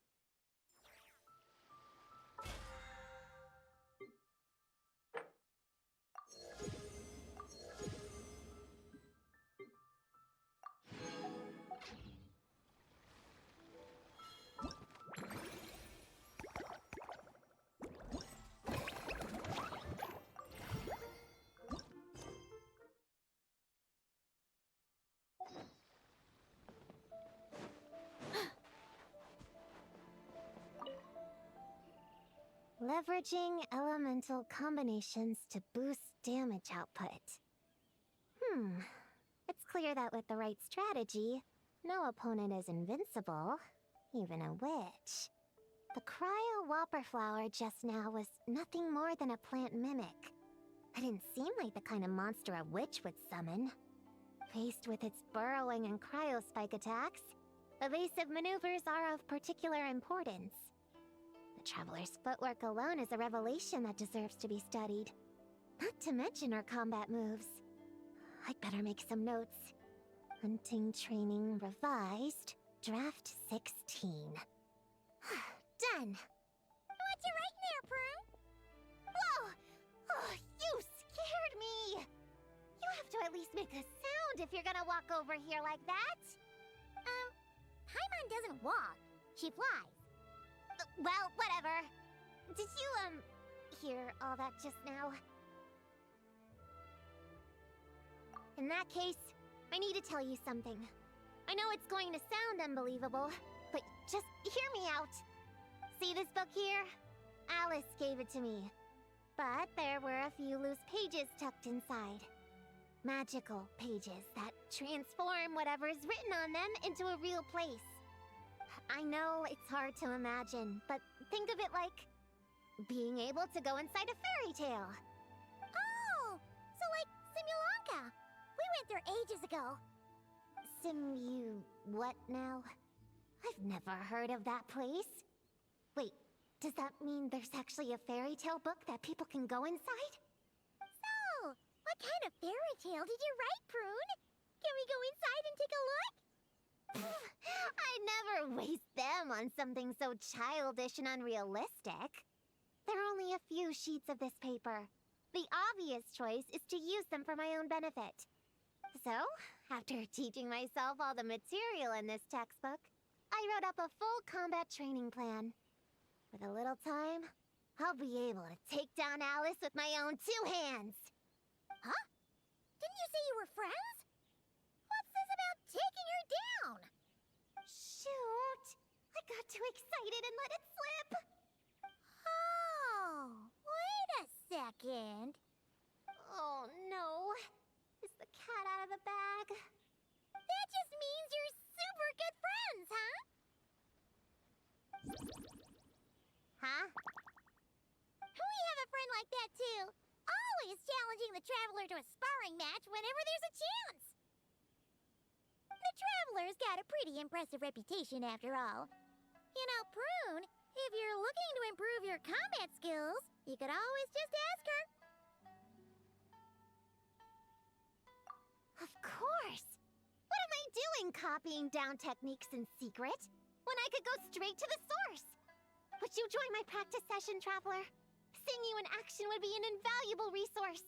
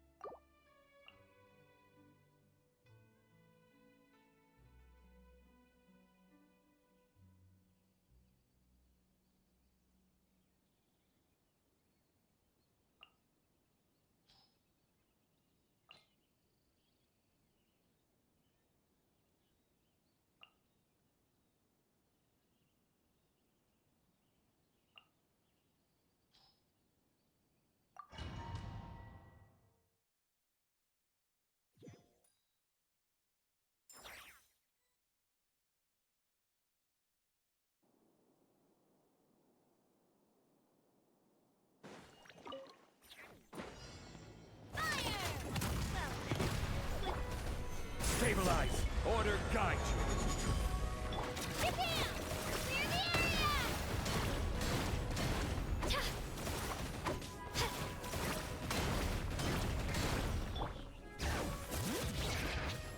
Hear the echoes of the valley! Coming at ya! Feeling lucky? Attack! That's the way. Ha!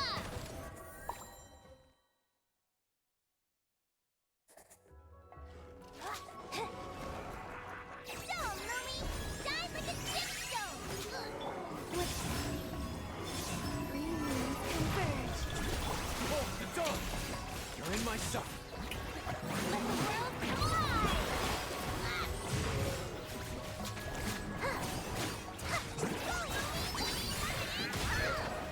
A gift from the land of the young!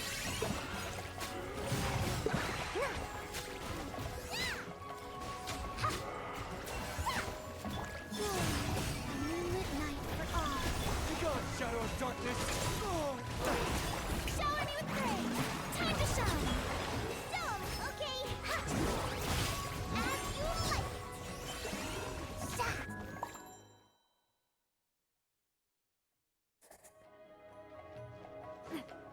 A proper send-off! From the Spino, feeling lucky? Enough! Tap! Coming at ya! Quake! This is order! Let the magic's veins boil! Get back! Watch out! Fire! Well, with rocks. Haha!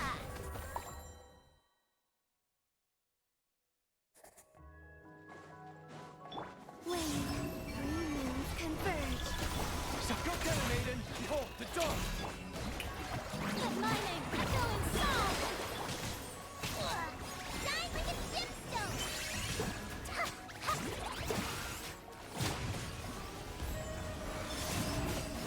A moonlit night for all. Be gone, shadow of darkness! Target acquired. Time to shine! That's nothing! Just stay hot! Like it or rope it! As you like it! Hold the door! You got this!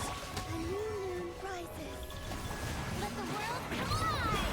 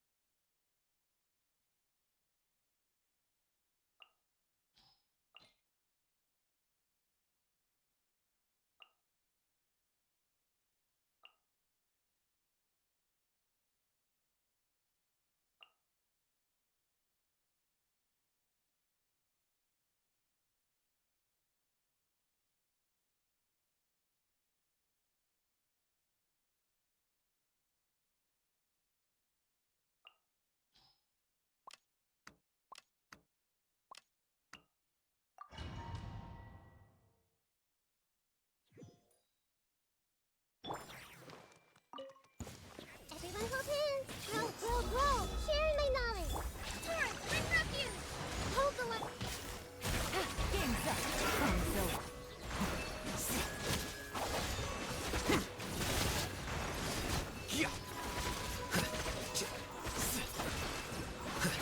Scatter! Billowing surge!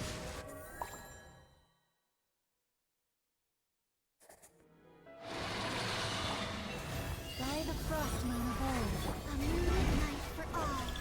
Surge. Strike a pose! Time to shine! It all adds up. No more lies.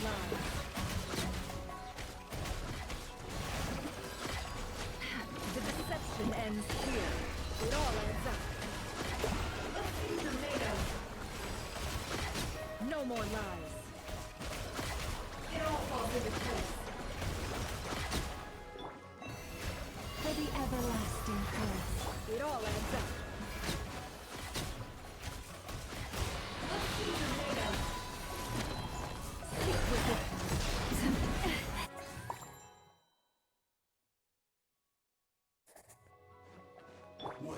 Gotcha. Here comes the catch. Allow me. Covenant of the Deep. Committed to memory. The Temple of Wisdom.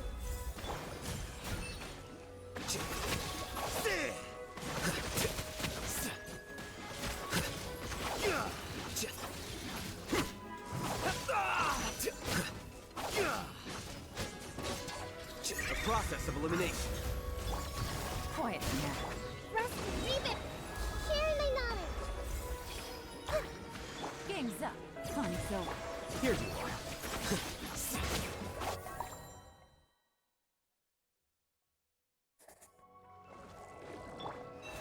By the frost moon of old.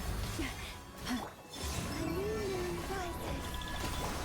Let my name echo in song. Shout. No more lies.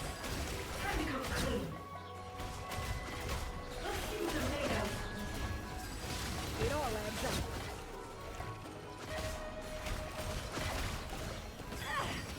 Can't hide the truth. The mystery unravels. Time to shine. Three moons converge. The moonless night approaches.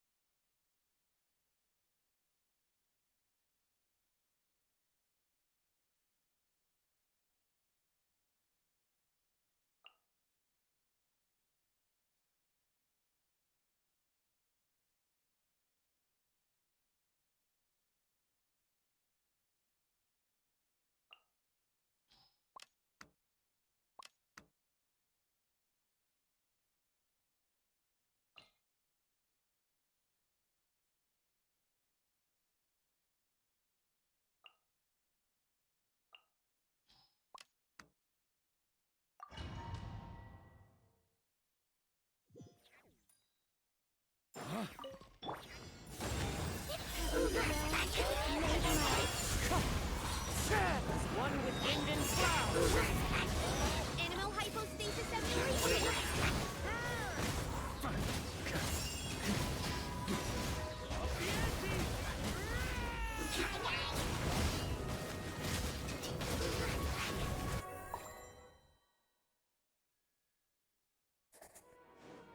Change of plan. Let the world collide. Think you can get away? Let's flip.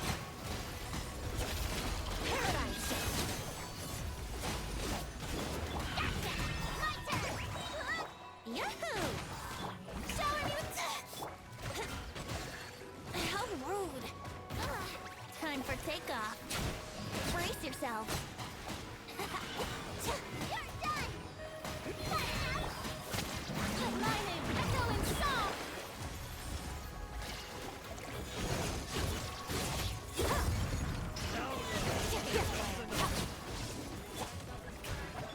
Think you can get away? Here we go.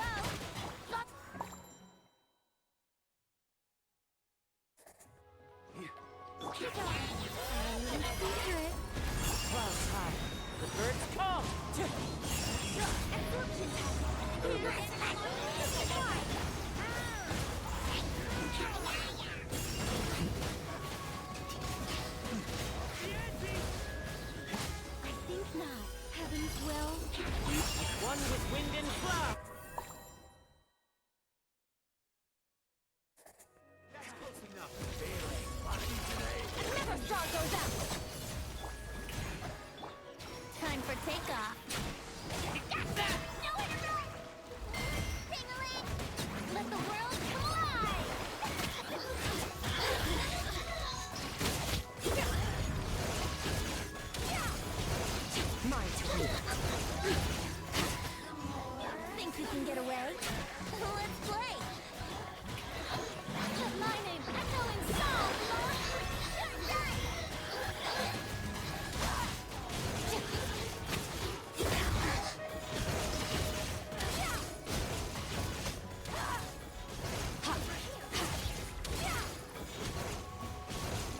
Yahoo! Time for take.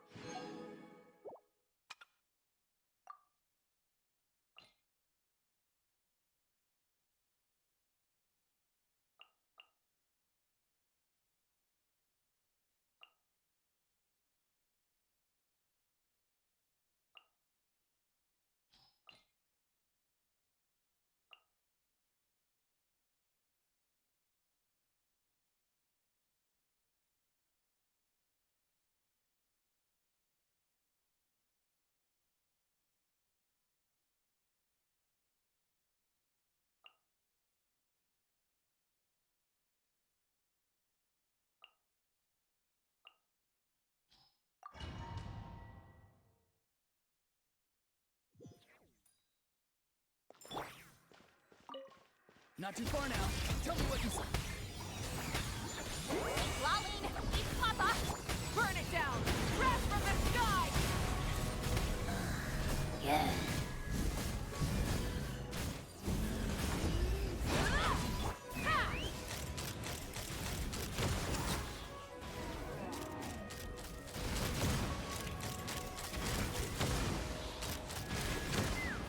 Knock him down. Rise with the sun! Show no mercy! You two! Time! Time to say hello. Take me up!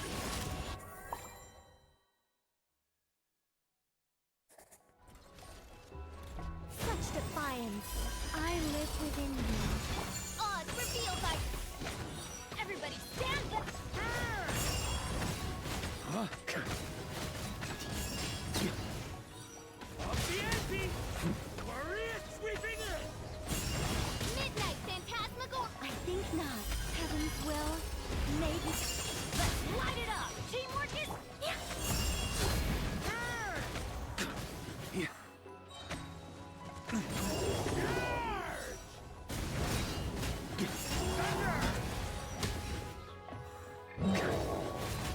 Such defiance. Our little secret. Everybody stand back! By royal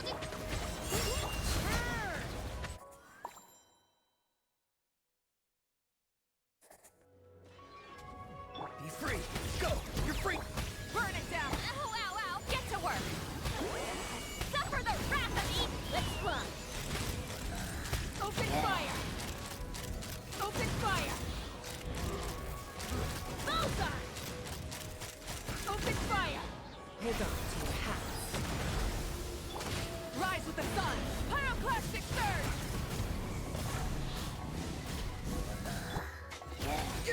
Fulfill our pact! Eat Lolling! Eat Papa! Tell me what you see.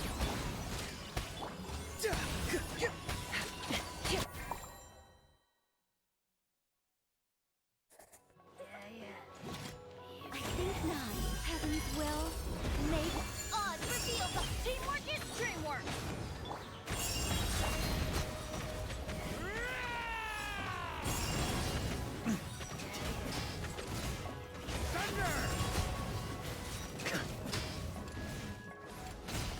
Off the ante! Such defiance. I live within you. Shadow Witness! Let's light it up! Everybody stand... Maria sweeping in! Thunder! Our little secret. By royal decree, teamwork is dreamwork!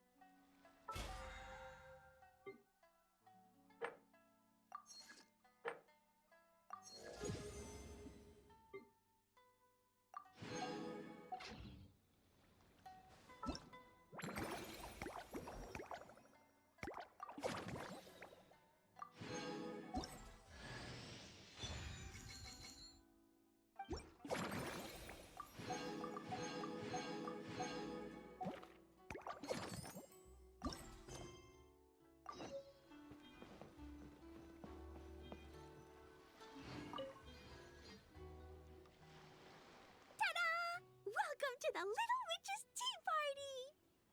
You want something to drink, Prune? Too far to reach? Here, Paimon will help. Thanks. I'll have a hot tea then. No sugar. Oh, we actually don't have tea here. It's too bitter. None of us like it. I don't like hot things.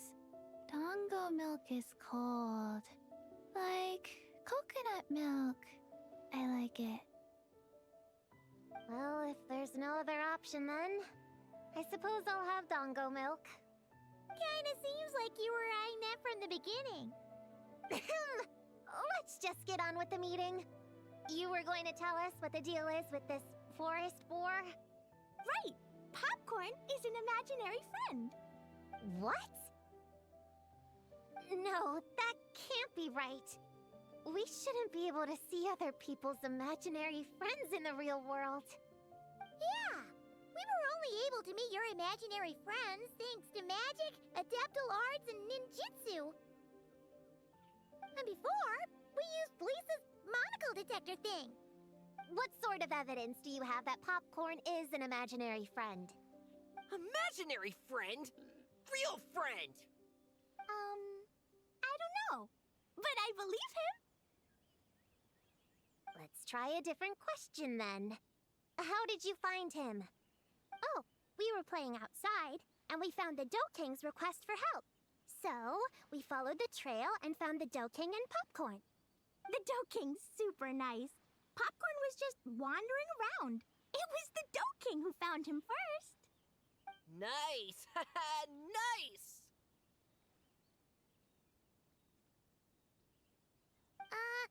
Is Popcorn always like this? Doesn't really seem like he can hold a conversation. Popcorn was in bad shape, wandering alone. Angry, running super fast. The Dough King looked worried.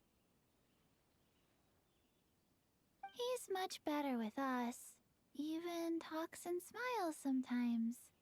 Well, most imaginary friends are dreamed up by kids. So it makes sense that he'd feel more comfortable around them. Yeah. So, to get this straight, the Dough King found Popcorn wandering around, lost. Then teamed up with the little Hexen Circle to get to the bottom of it? Yep. We're in charge of looking after Popcorn while the Dough King does some investigating. We're gonna meet up tomorrow. Well, I didn't say it 100% was. I was just hypothesizing. So, what's the little Hexen Circle planning to do next? We're gonna do what little witches do best and help him out.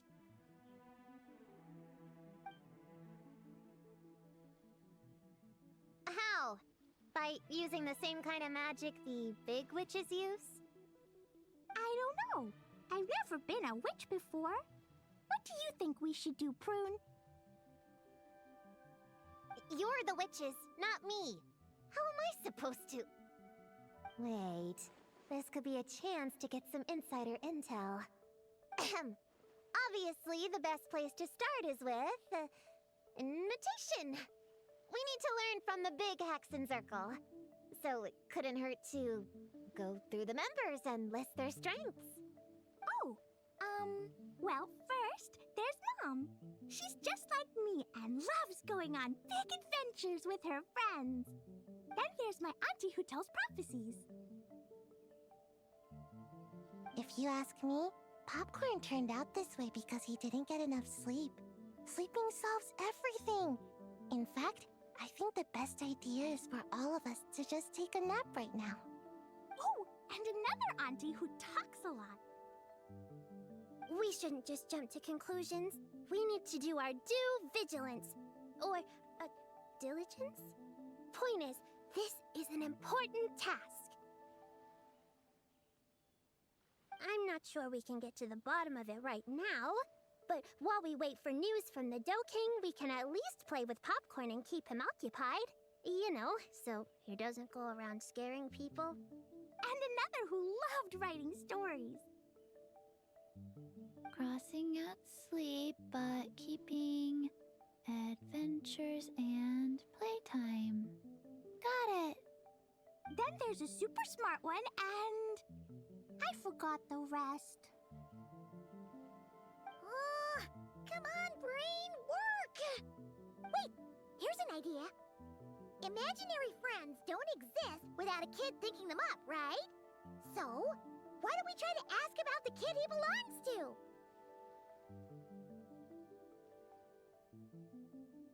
Popcorn? Where's your human? How did you guys get split up? Oh! Ha! Smash, smash, smash! Hamura is hurting! Gotta help her! You gotta help her! Amura must be his human then. What happened to her? How can we help? The Doking said Popcorn probably has amnesia and can't remember much. Like Chi-Chi. But Chi-Chi and Popcorn are also different because Popcorn can't write. Hamura can write! Bring on the tear bugs! Bring on the booger beasts! Mean or nasty or in your face, one punch sends them to outer space! Yeah, Popcorn's been repeating that a lot. Give them one great monstrous whack, then stuff them in a big old sack! Did Homura write that? Huh, it's definitely got personality. Away! Woohoo! Huh. Maybe she's destined to be some kind of new age poet when she gets older. Famous painter, famous chef, world famous filmmaker.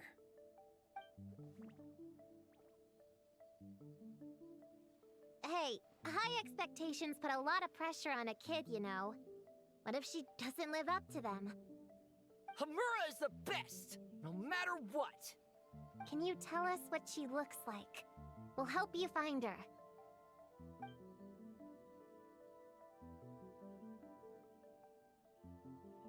Loves pigtails, floral tresses, smiling, and also... Yeah, this is getting us nowhere. Guess that's all we can get for now. What's our next move? Yeah, guess that's all we can do. Meaning adjourn then? Yeah, let's go play!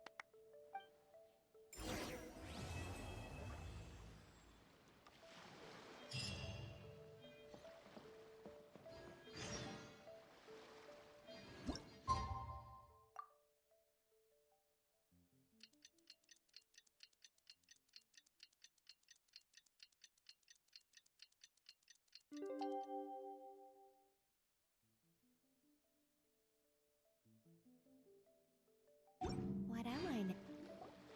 The Doking is here! Oh, and someone new! Hello, I'm Hyokujitsu Hakushion. I'm a Yumekui Baku like Kohaku here.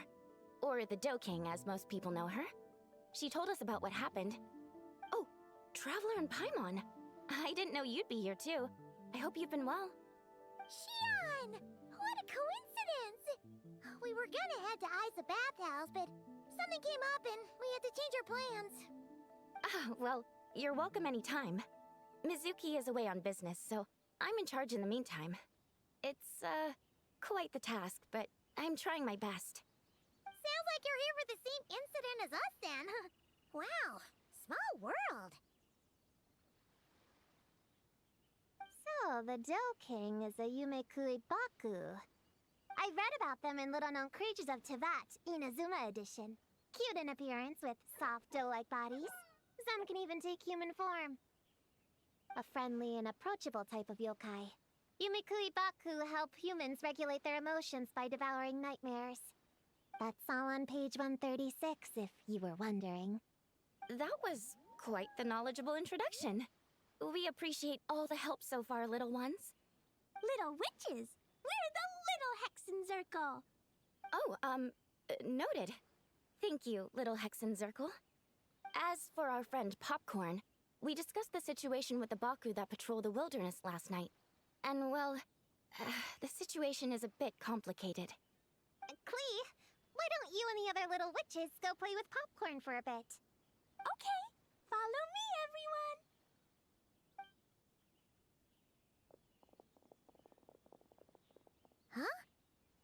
Did you send them away on purpose? Well, our Baku friend here did make it sound kind of serious. It's not good for kids to be exposed to the dark side of the world too early, so I thought it was better to be safe. You could stand to take your own advice. I heard that. You just have to blurt out whatever pops in your head. Well, they would have got impatient and run off to play sooner or later. I just hurried things along. I'm not sure it's quite as serious as that, but allow me to explain. After Kohaku sent Popcorn off with the kid... or, the little witches, she found this in the area. Okay, this is giving Paimon the creeps. What is it? It's a nightmare fragment, formed from an accumulation of negative emotions. You can think of it as emotions materialized in physical form. Popcorn happens to bear an identical signature to this fragment. We think he must have come into contact with it and undergone a similar process of materialization. Wait, so that must be why we can see him in the real world. Exactly. Imaginary friends are, at their essence, a harmless collection of positive emotions originating from the subconscious. But under the influence of the nightmare fragment, Popcorn is much less stable. Yeah, he's definitely been pretty hot and cold, and his memories are all messed up. Yeah, we tried to ask him about his human during the Little Witch's tea party. He said Homura is hurt and needs help. Based on what we know so far, it's possible Homura had a nightmare, which in turn affected Popcorn, and that's how things turned out like this. The Yumikui Baku have a way to fix this, though, right? You deal with dreams all the time! We have to help Popcorn! His human must be worried sick! Of course. In our experience, once a Baku consumes these negative emotions, the affected party should return to normal. That includes Popcorn and the human suffering from the nightmares. We were going to do just that. But then, we received word that there are 3 other locations with a similar signature. Here, take a look.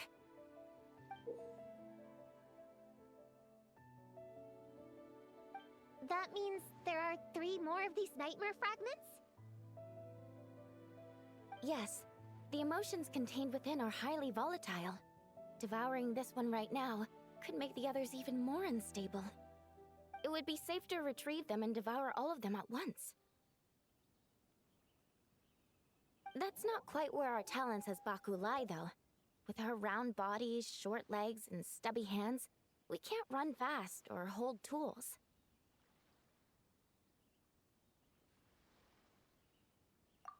Really? Oh, I can't thank you enough. Here, take this map with you.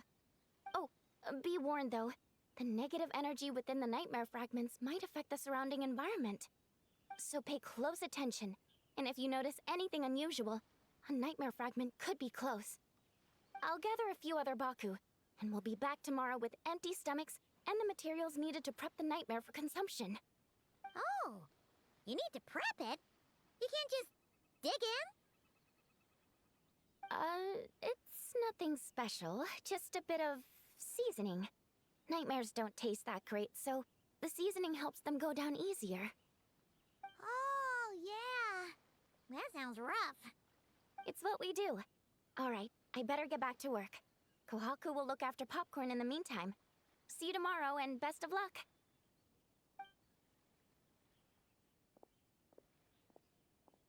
So, when are we doing this thing? Whoa! When did you get here? Paimon didn't hear a thing! I wouldn't be a very good ninja if I didn't know how to move around without making noise. How else would I sneak off to go take a nap? I even learned a new ninjutsu to help. Hidden Regina no Jutsu!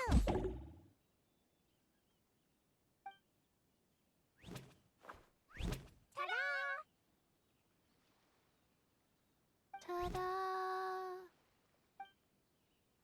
So, we heard all of that. So what's the plan? When are we heading out? Yeah, Popcorn is our friend. We want to do our part to help him. Come on, we can't be bringing this many kids along. There's just too much to worry about.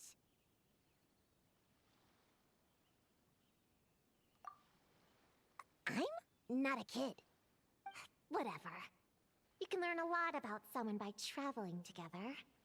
Might be my chance to find out about the witch's weaknesses. All right then! Let's gather our things and get a move on!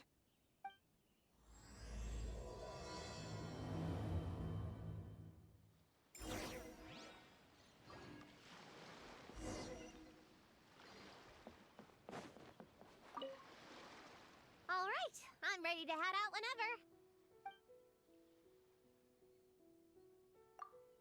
Based on the map our Baku friend gave us, the closest fragment should be Chinju Forest. Let's go!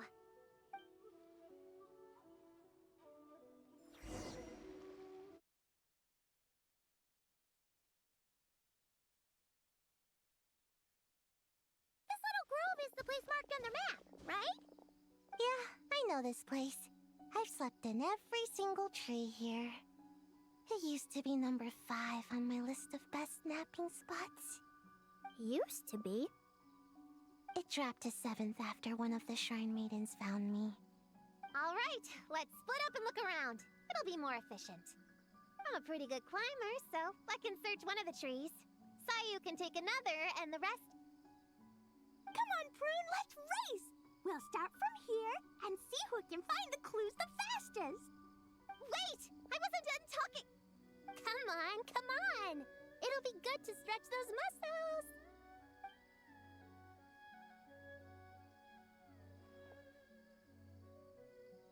Count us down, okay, traveler?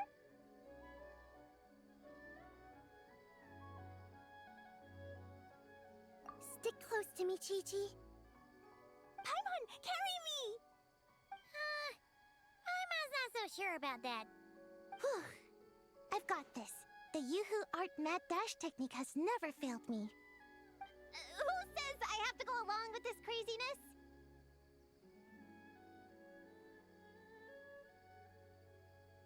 Charge! That's it. I can't lose to some kid. Huh? What are you still standing there for? We're falling behind! Here, grab onto me.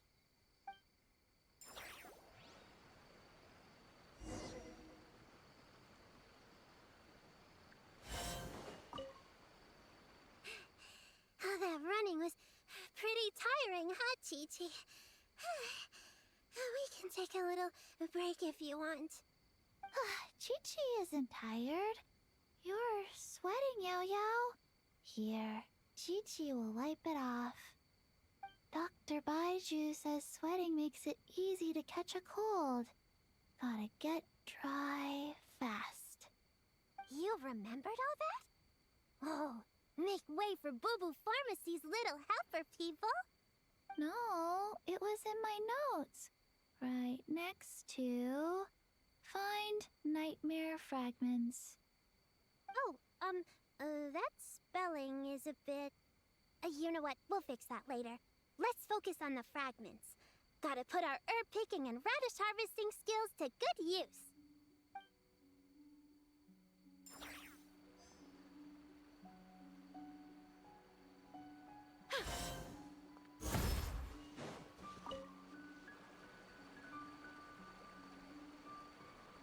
Man, this tree is kinda tough to climb.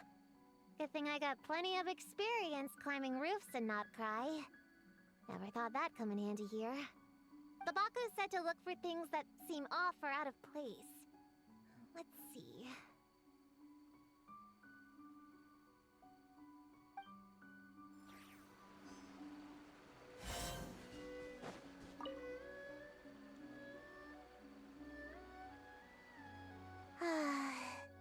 This spot is as comfortable as ever. Makes me super... sleepy. No, wake up! Right, I brought mint. That'll help me wake up. The sooner we find these fragments, the sooner I can sleep.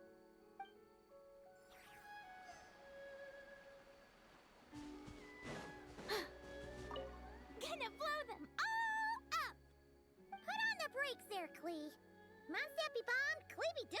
remember? But we're not in Mondstadt. Which means it's even more important to follow the rules, right? If you want to keep going on adventures, you need to show the knights how well behaved you are, even when they're not around. I can be well behaved. I want to go on all the adventures with the little witches. Then how about you search around the bottom of the tree, and Paimon will fly to the top and have a look. Okay, be careful, Paimon. I'll be careful too.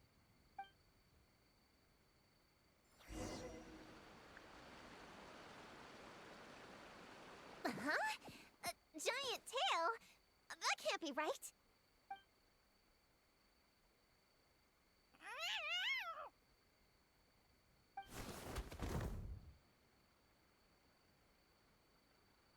That hurt.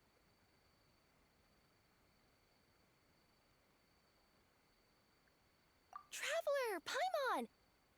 Seeing you, I feel much more awake. Oh, and who are these kids? Friends of yours, I'm guessing? Nice to meet you. Hello, Miss Cat Lady. We're little witches. What brings you here, Kirara? Oh, it was a pretty light day delivery-wise, so I came here to sharpen my claws. Must have dozed off at some point, and then someone yanked my tail. Sorry about that. It kind of seemed like something we were searching for. You're a Nekomata, right? That was in the little-known creatures of Inazuma, too. On page, Whoa! You remember the page number for this one, too? Shoot, I forgot. Don't look at me like that. Anyway, I could give you a ball of yarn to make it up to you. Oh, yarn? No need. You just startled me, that's all. It's not a big deal. But you sure know a lot, huh, kid? I'm not a... Never mind. Have you noticed anything strange around here, Kirara? Well... I usually like to nap under that tree over there, but for some reason it felt off today, so I decided to sleep in this tree instead. Alright, you guys can keep chatting. I'll go check it out.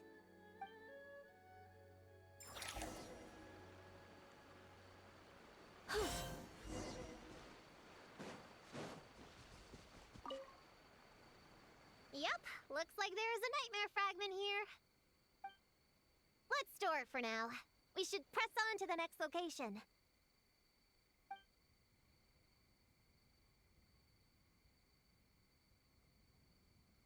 All right, the next location is to the east of Konda Village. I've got it memorized, so let's move.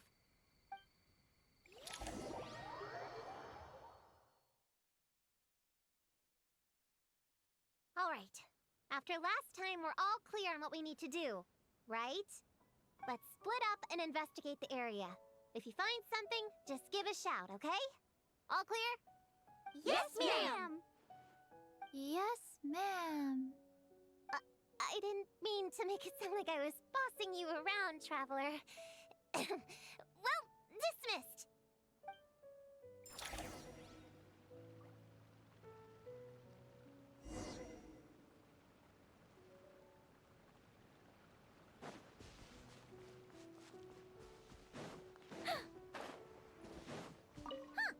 It's just a lavender melon.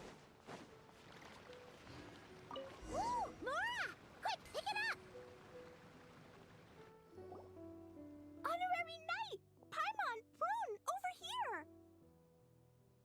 Find something? Yeah, something huge!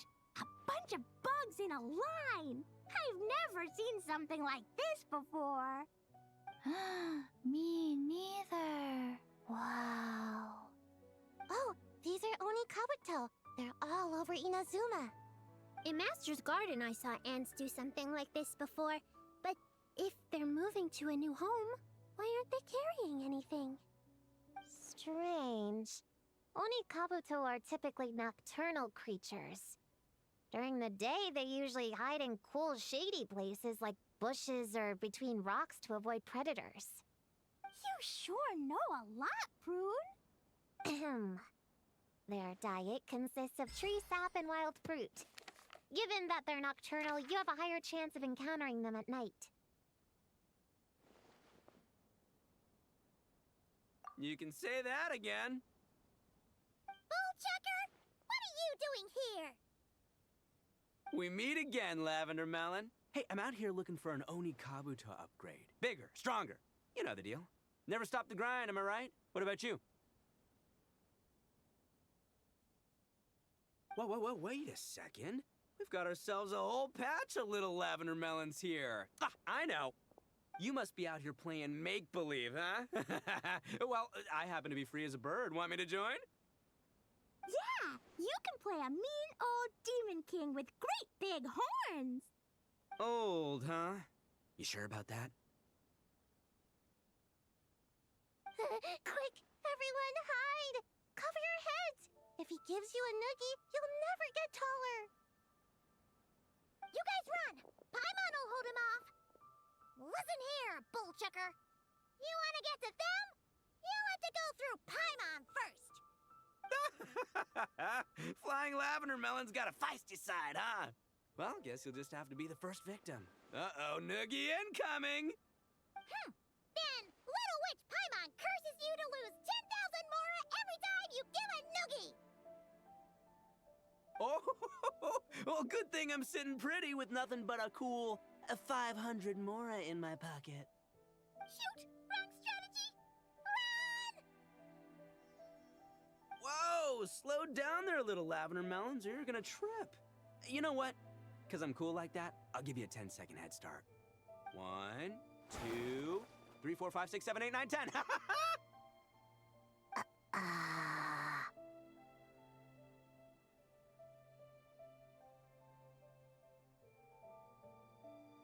Wait, I know. The weird behavior of the Onikabuto is a clue. They would never venture out during the day, unless something happened to their original habitat. In other words, we just need to follow their migration back to the source. Yup, it's here! Come on, let's pick it up. That just leaves one more. We're so close. Please, the little witches were the ones who noticed the Onikabuto. They deserve the credit. Only kids are obsessed with bugs like that. I doubt I would have even spotted them.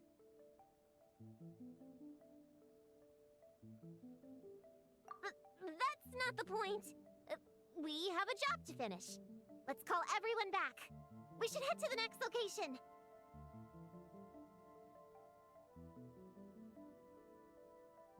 Well, we can't just leave them here with that Oni.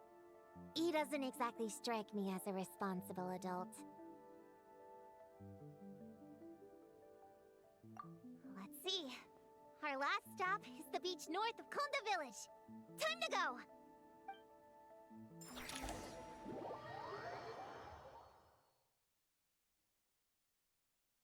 Alright, this is the last location. Where should we start looking? Huh? A group of monsters? Well, that seems a bit obvious. It's just a few slimes. I'll deal with them. Come on, little witches! Let's give Prune a hand!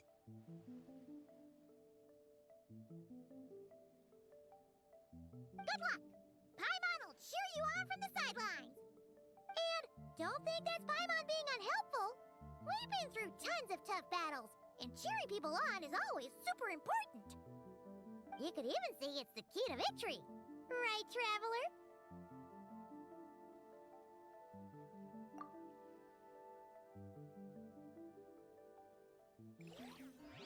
Go, Queen, go!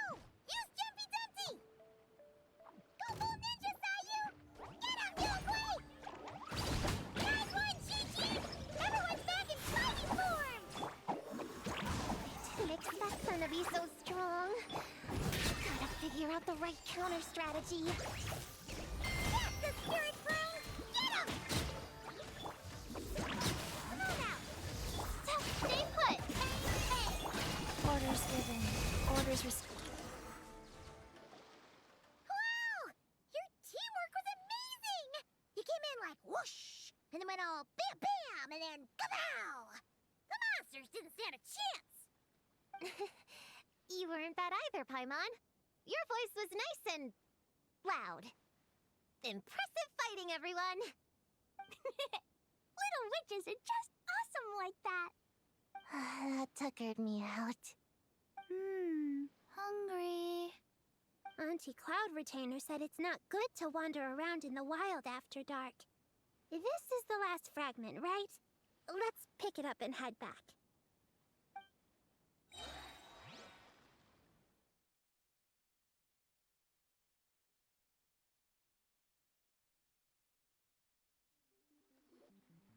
Popcorn, Dough King!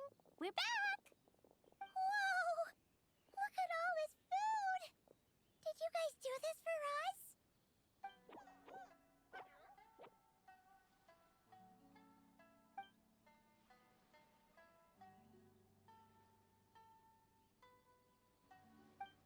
Popcorn, we spoke to the Dough King, and we're gonna get you back to normal tomorrow. Yeah, and once Homura's nightmare gets eaten, she'll get better too. Then we'll help Popcorn find Homura, and we can all play together. Wish all our imaginary friends could come out and play too. Ooh, Mom's magic can do that. Have you learned that one yet, Klee? No. All I know is the introduction magic for the little witches. Huh. I bet Master, Auntie Cloud Retainer, and Uncle Mountain Shaper could do it. They all have those super impressive Adepti abilities. My sensei definitely could too. A great ninja can do anything. Oh! What about you, Traveler? Could you do something like that? Yeah. Guess Paimon has a lot to learn from the other little witches, huh? All the imaginary friends hanging out together. Just thinking about it is interesting. Does Paimon have one too? Nope. But Paimon already has someone to keep her company. Someone she can talk to no matter what. The Traveler.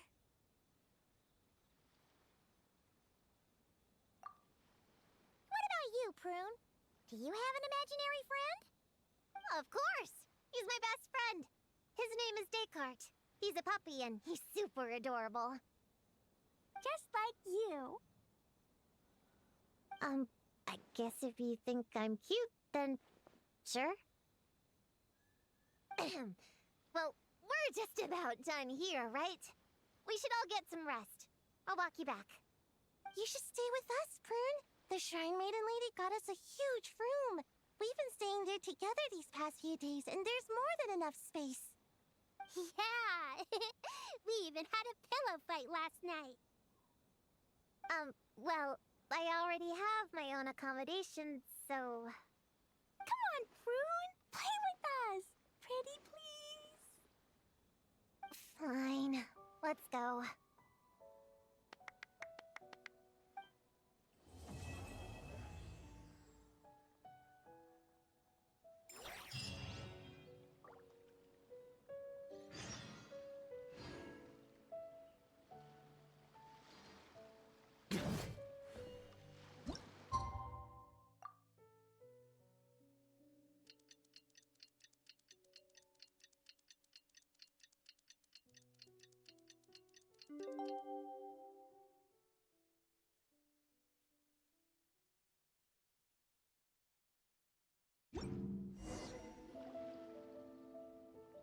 Alright, we're all set. The Baku have been fasting all night, so we should be able to get rid of this nightmare no problem. The scent matches what we found earlier. Yep, these are the ones. Here goes nothing.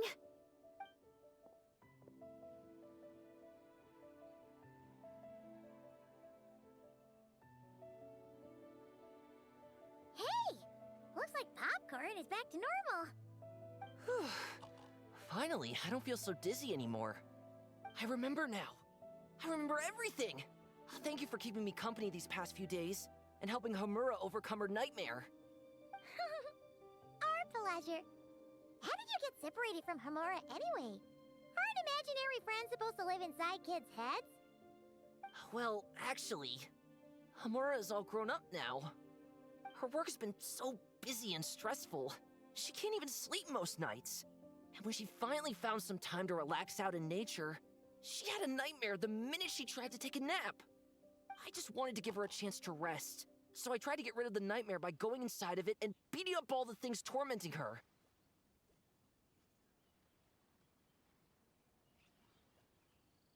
But then, I got swept up in a massive storm, and when Homura woke up, an ominous-looking shard was left behind right where she was sleeping. The nightmare fragment. Yeah, so I tried to smash it to pieces. Guess Popcorn's temper wasn't just the nightmare talking. No, but it definitely made it more extreme. But I failed again. Then I got super dizzy and, well, you know the rest. Well, we got rid of all the nightmare fragments, right?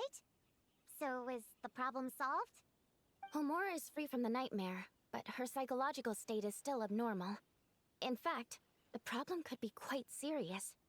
While digesting the fragments just now, the Baku sensed that there was no attempt from Homura to overcome the emotions contained within them, which is a sign of emotional numbness.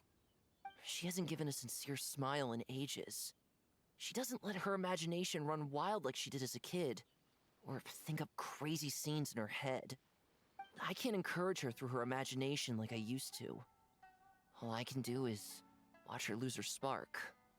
When someone gives up on seeking and relishing in their own happiness, negative emotions can become all-consuming. And if that happens... What? If that happens, then what? We see patients like this a lot at the clinic. On the outside, it might seem like nothing is wrong. But on the inside, a sense of emptiness begins to take over, until the person loses the capacity to recognize beauty in the world.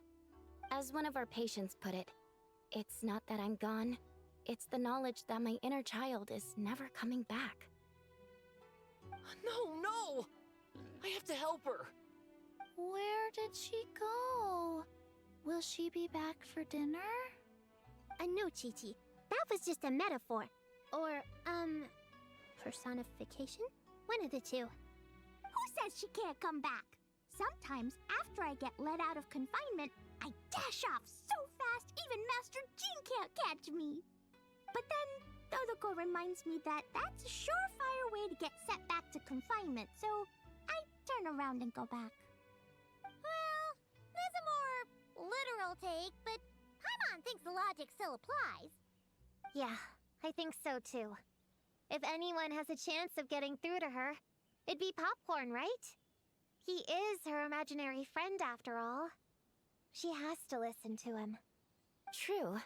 I'd hate for her to get to the point of needing professional help. If she can work through these problems on her own, even better. But Popcorn said Homura hasn't thought about him in ages. She's not gonna be able to hear him or talk to him. Which is why our first priority is to get her to remember him. I have to find Homura. I have to help her! Wait, don't just run off!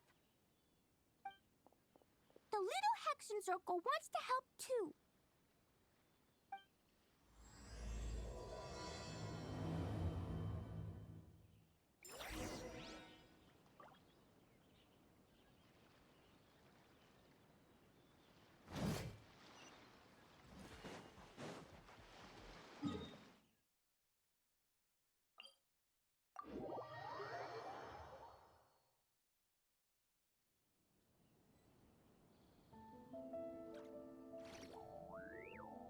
On me. Huh? Popcorn's over there! Homura, the proposal you submitted still has issues. It needs to be more creative. It needs that spark. Back to the drawing board. Your ideas were so good when you first started working here. What happened? You know how crucial this pitch is for us. We value your work, but you need to get your head in the game. But This is already the 12th draft. Never mind. Understood. Wait, that's Homura? Isn't that the girl we met outside of Isa Bathhouse a few days ago? That person Popcorn keeps ramming into must be her boss. It doesn't seem like either of them can see him. Homura still doesn't remember Popcorn. So, she can't see him.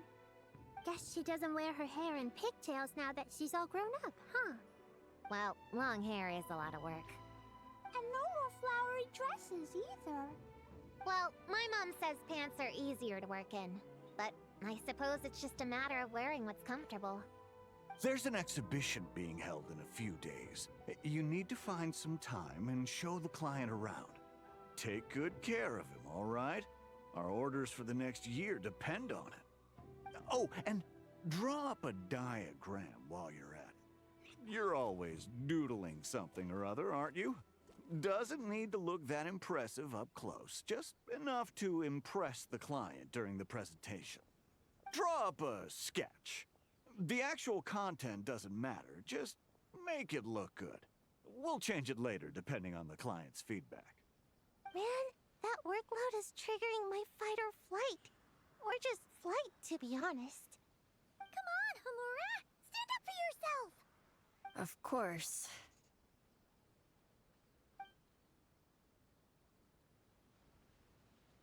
Oh, come on! Where's that explosive temper you had as a kid?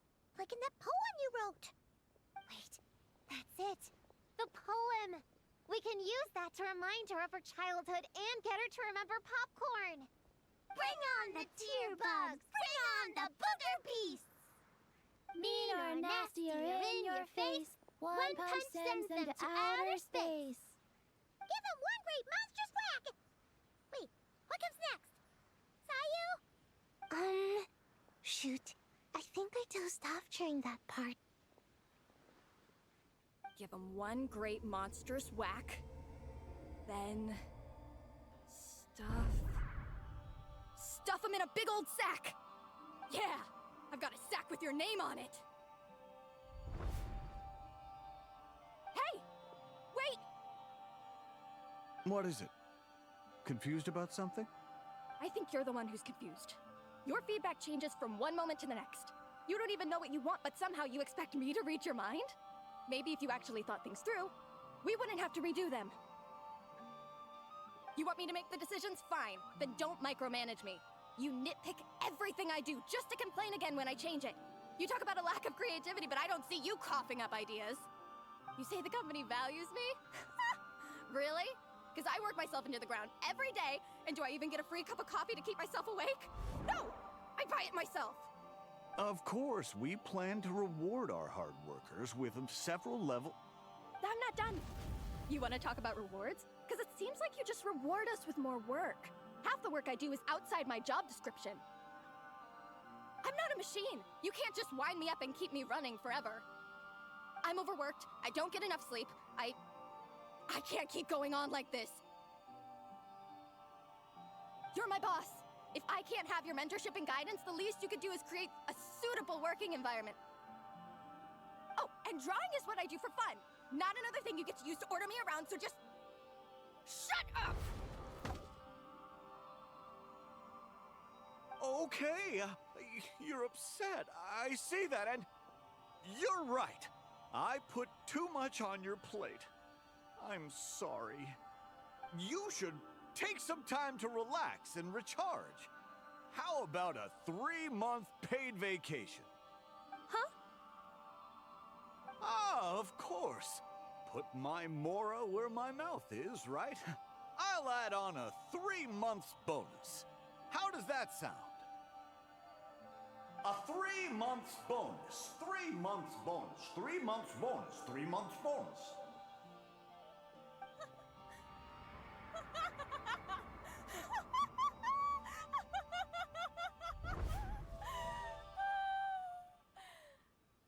Everything okay?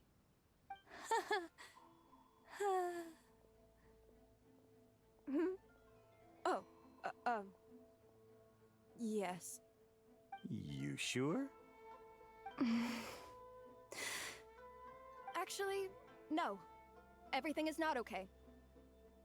I think the proposal I submitted is more than competitive enough. Maybe I could talk you through it, and then you can decide whether changes are really necessary. But first, I'd like to take 2 days off. We can go over it when I get back. Is that okay? Listen, I get that things come up, but now's not the best time. We're up against some tight deadlines, so just hang in there. I'm sorry, but I can't. I have too much work, and it's starting to impact my health. I hope you can understand. You never said anything, and your work is always on time, so I just assumed you could handle it. I complete my work on time because I'm a professional. It's those unreasonable, last-minute tasks that force me to work overtime. And I've been doing that a lot lately. I was hoping you could be a little more mindful of the work you assign me in the future. But the client is going to be here soon. How am I going to find someone on such short notice? Entertaining clients was never part of my job description to begin with. Of course. If you really can't approve my time off, I've made peace with having to... Now, hold on just 1 minute. No need to be rash. How about this? Rest up, get yourself back in working order, and your position will be waiting. Just don't make it too long, okay? Of course. I'll try.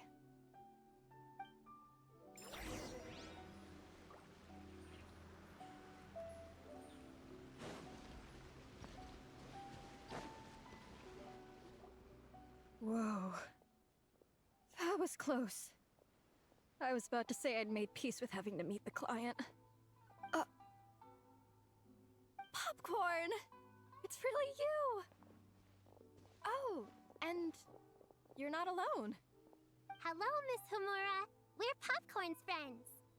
Wait, so my imaginary friend has real-world friends besides me? This isn't also in my imagination, is it? I see. Thanks for doing that. I haven't been doing so hot lately, so I've been having nightmares. Sorry you had to go through all that trouble. Don't worry. The nightmare's been devoured, so you should be able to get a good night's sleep from now on. But the Dough King said you still have mental issues. Wait, no. That's not... You can't just say that, Chi-Chi. Adults can't handle being that direct. So, anyway, Popcorn said you've been really busy at work? Yeah. This is my first job. I was so excited at the start, thinking this was my chance to make a name for myself. But reality turned out to be pretty harsh. Endless work, difficult relationships, and plans that fall through. I couldn't even solve one problem before even bigger ones would pop up. It was suffocating. Even after getting off work, I was too tired to do the things I used to enjoy. All I wanted to do was lie down.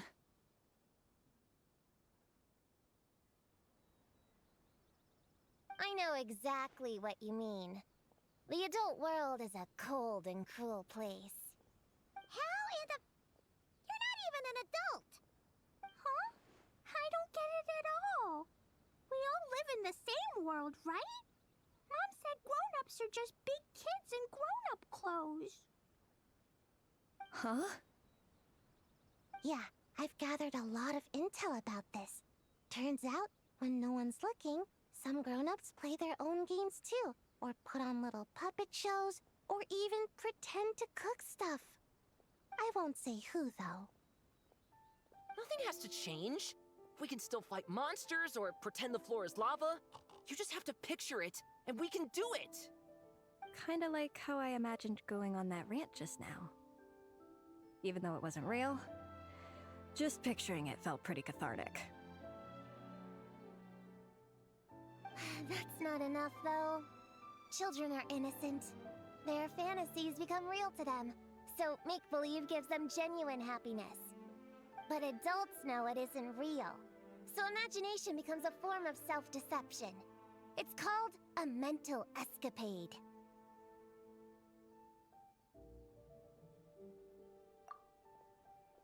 Oh, right!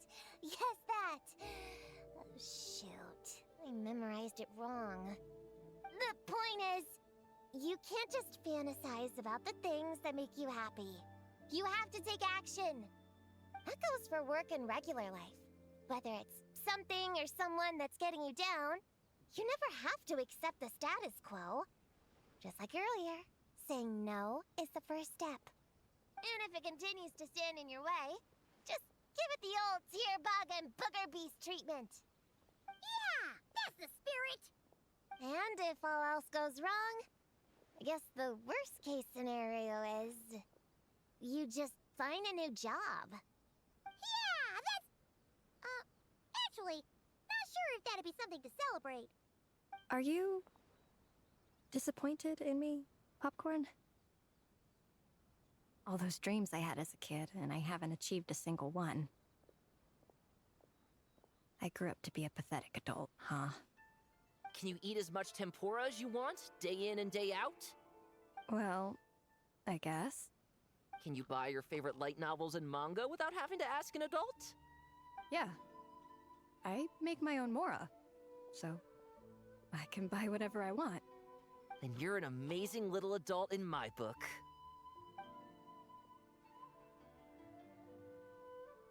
Huh.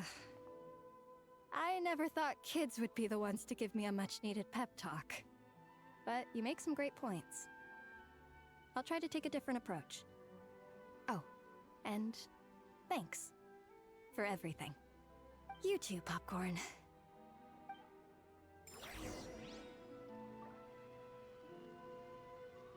On me.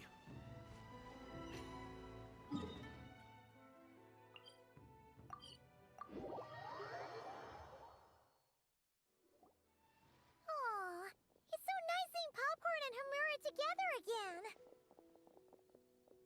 Yeah. Makes me think about Descartes. Wait a second. What am I even doing?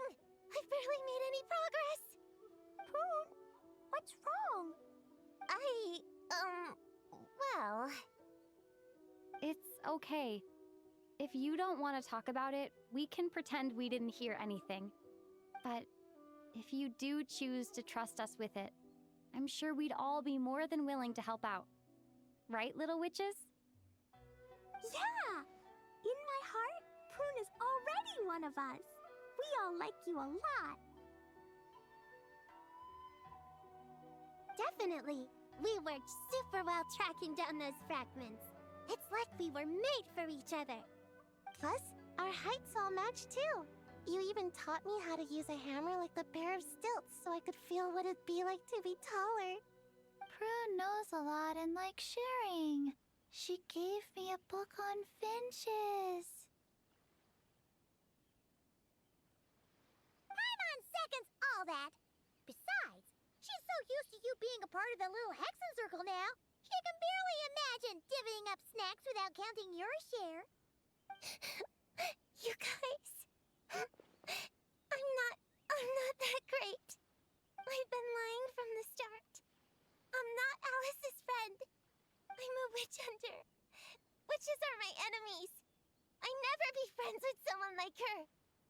She challenged me to a debate. And when she lost, she took my imaginary friend away. Like it was nothing. Descartes is my best friend. She said the only way to save him was to defeat all the witches. I went to Mondstadt to find them, only for the trail to lead me to Inazuma. So I took a boat overnight to get here, and then I met you guys instead. It wasn't supposed to be like this. You're not evil witches at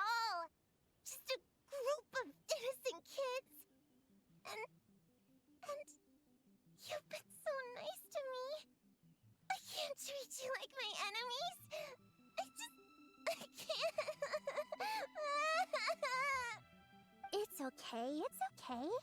Just let it out.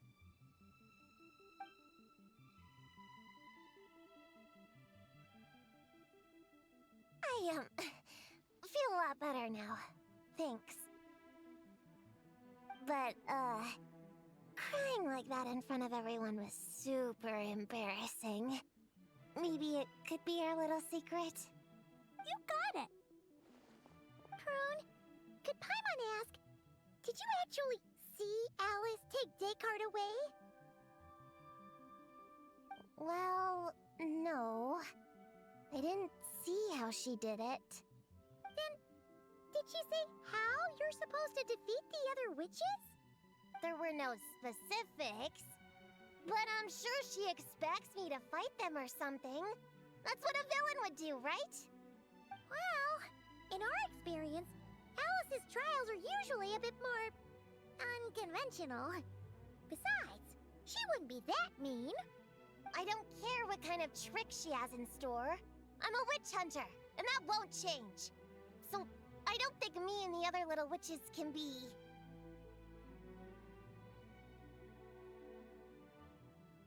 What? Yeah! The little Hexen Circle didn't exist when Alice issued that challenge. You can join for sure! The little Hexen Circle can band together to defeat the big witches and save your imaginary friend. But... Clea's Alice's daughter. I'm kinda confused about the details, but I bet it's supposed to be a big fun game. 'Cause Mom always says I'm gonna beat her one day and become the bestest witch in the whole wide world. Catching the big witches sounds like a fun game to me. I want to play for sure. Sounds like a chance to get in some good training. Count me in. I'm trying to become an even stronger ninja than my sensei, too. That way, I can sleep as much as I want and nobody can say a thing. Master said that's called when the branch grows higher than the tree. We all want that, right, Chi-Chi? Chi-Chi likes trees. Plus, Paimon and the Traveler have been around the block with all this witch stuff. With us around, we can defeat whatever great, big, powerful, impressive mages we want. You guys are a really awesome group of kids. You know that? Just give me your hand, and you'll be an official member of the Little Hexen Circle. I guess I can do kid things with all of you. To go along with the group, I mean. All right, I'll join. Come on, do the thing! No, I'm not that much of a kid.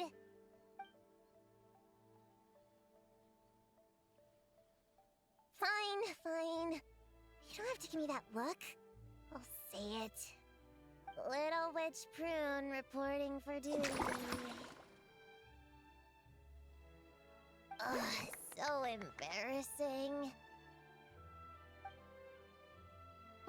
Wait! Is this for real? But I haven't defeated the witches. Did you escape on your own? Are you hurt? Here, let me see. Wait, what's going on? Is it Descartes? Yeah, he's back. He's really back. What did he say? He said... it's a long story, and he'll explain later.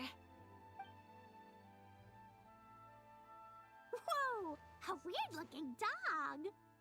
What do you mean, weird? He's adorable! Hold on. You can see him? Wait, are these your imaginary friends? How come I can see them? Wow, look at all of them. Tuan flew away. She wants to go play over there. Come on! Let's go! All the imaginary friends can play together. Wait, what? Wait for me! Did you see that? Everyone's imaginary friends are here! In the real world! Let's catch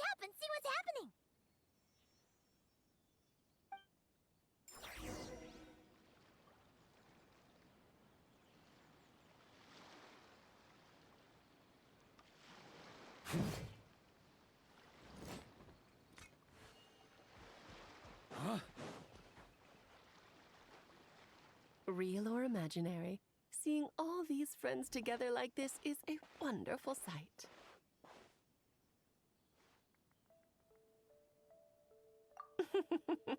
Astute as ever, traveler. Consider it a well-earned gift for the little Hexen Circle for completing their grand quest. I just thought I'd give all our lovely imaginary friends a chance to come out and say hello.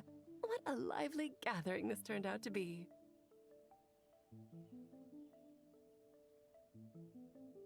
Oh, right! After fixing the whole nightmare situation, Popcorn should have gone back to being a normal imaginary friend. We shouldn't be able to see him. Unless... You think I would deny my little witches the chance to witness their touching reunion? Klee would have been devastated if she'd missed it, and I certainly can't have that. So, you didn't take Prune's imaginary friend, did you? You don't go around bullying little kids. No, I did not take her imaginary friend. Paimon knew she was right to defend you earlier. In fact, when I met little Prune, her imaginary friend was on the verge of disappearing. What? You've spent quite a bit of time with her now. What's your impression? Well, even though she looks like a small, cute kid, she seems more like a grown-up. She's smart, mature, and super reliable. Precisely. Prune has always been a precocious child, ever so curious about the world. She studied things beyond her years and began to grow up rather quickly. I'm sure that all sounds well and good, but it's unfair to expect a child to step into the adult world so soon. With all that weight placed on such small shoulders, something is bound to break. In this case, her childlike innocence. You've witnessed how devastating the effects of that can be for yourselves not too long ago. Right! Like what happened to Hamura. She'll stop dreaming and, eventually, she won't even be able to remember her imaginary friend. That's why I made up the whole thing about capturing Descartes and sent her to Mondstadt to defeat all the witches. You tricked her! The mages don't even live in Mondstadt! Ugh! That's a mean thing to do to a kid, Alice! Paimon shouldn't have spoken up for you earlier! Why, thank you for the compliment, dear Paimon. I am the great, big, mean Dodo King, after all.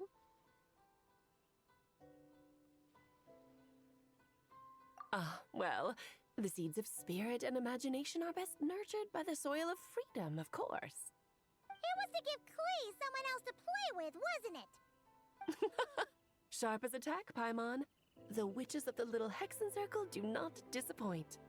In any case, all's well that ends well, right?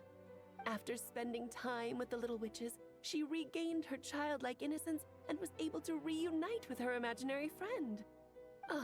Quite the amazing feat the little witches pulled off, huh?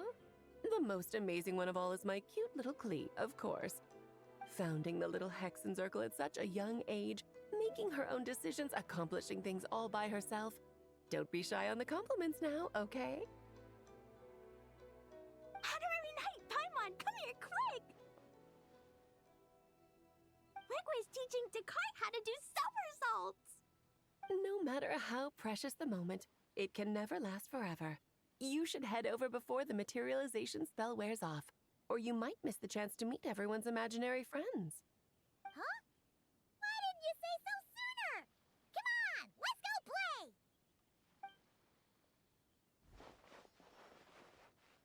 It's through embracing our inner child that all of us can wield the magic known as happiness and find our childlike spark and wonder once more.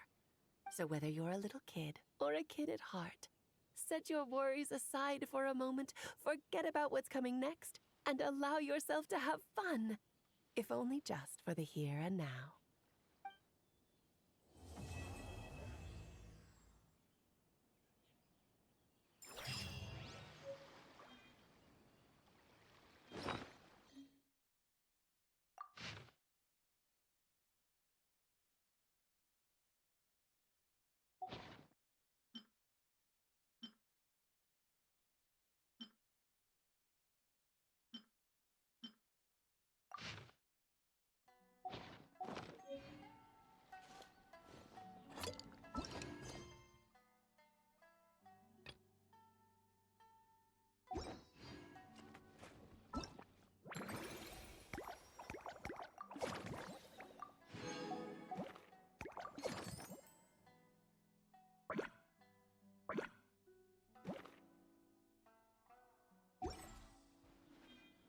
on me.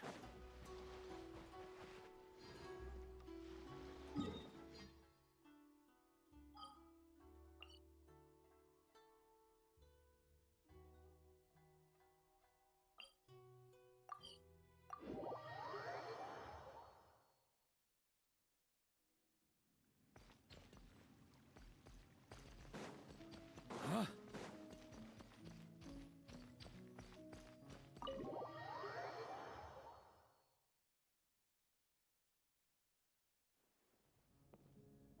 Oh, you're here! I was just starting to wonder if I should send you clearer instructions.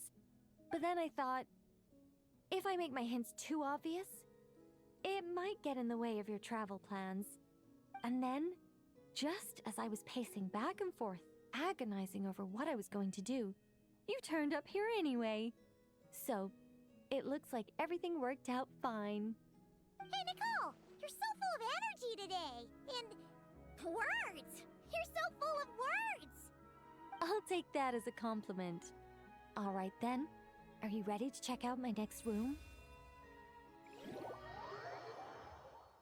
Is this Nicole's studio?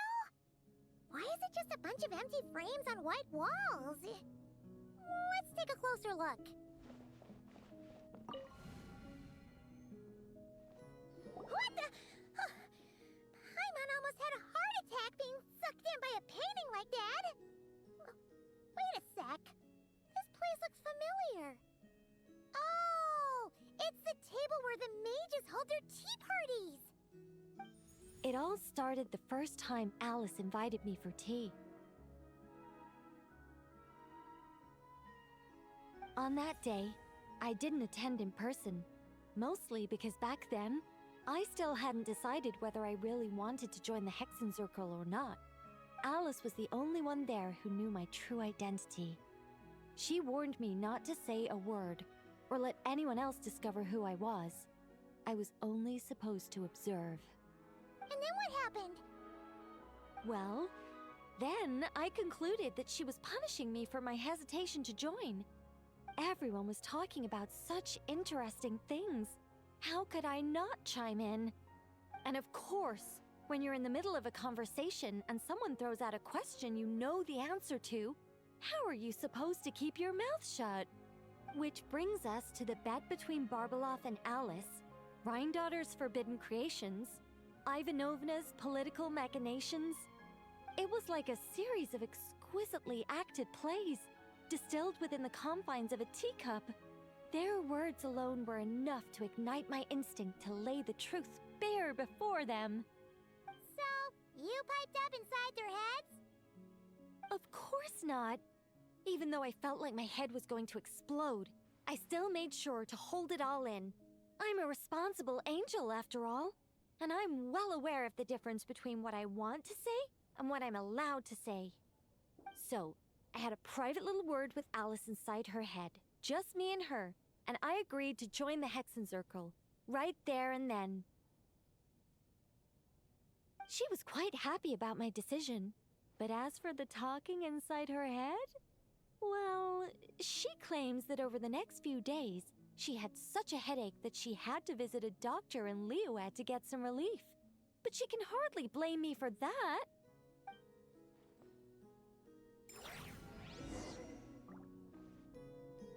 How about we go look at the other frames? Paimon's starting to feel like she needs some relief, too.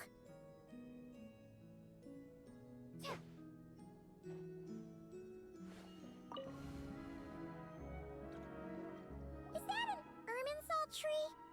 Oh, this painting here? You're clearly no strangers to the white trees. But did you know that the first angel's betrayal happened beneath one of their very boughs? Huh. Paimon's curious now. Well then, I guess it's finally time for me to tell you a tale of romance and horror. Let me just think how best to protect the identity of those involved. All right, got it. A long, long time ago, there was once a traveler who wandered among the stars. They were nothing like you, but that's not important right now. One day, he traveled to a silver tree to visit the Princess of the Morning Star. Before long, he started asking her about her kingdom's most forbidden secrets. His words puzzled the princess. How could he possibly know of all these things forbidden by the gods? The young man revealed his origins and showed the princess things she had never seen before. A free will and love, both noble and spiritual. His words awakened her sense of self, hitherto shackled by the gods. Her heart soared, carrying her beyond limits she had never crossed before.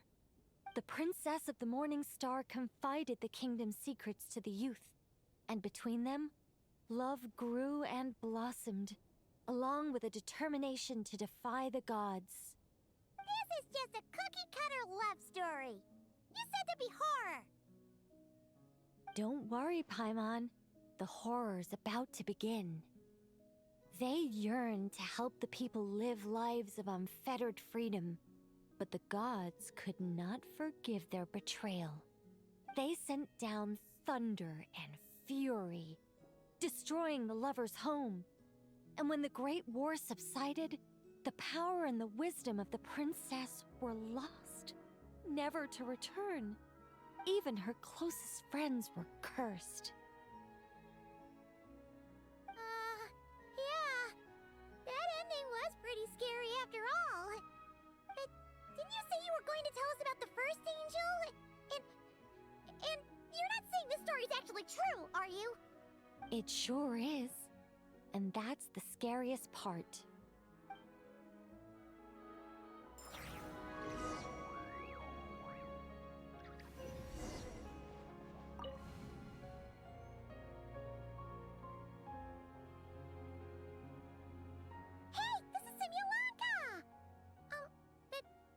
Why are there light novels from Yai Publishing House all over the floor? Well, on the subject of my literary enlightenment, my greatest inspiration of all is none other than Lady Anya herself. She was the last to join the Hexenzirkel, and yet the first to leave. I loved all of her stories, whether it was just an idea or a fully fleshed out manuscript. Anya was always so skilled at making her readers gasp with joy. Hexenzirkel discussions rarely stray far from magic, and it's my belief that Anya possessed a unique magic of her own. She could weave love and compassion into words and stories that would touch the hearts of others. I asked her for tips on how to write compelling tales. She taught me a lot of tricks and techniques, but in the end, my biggest enemy has always been myself.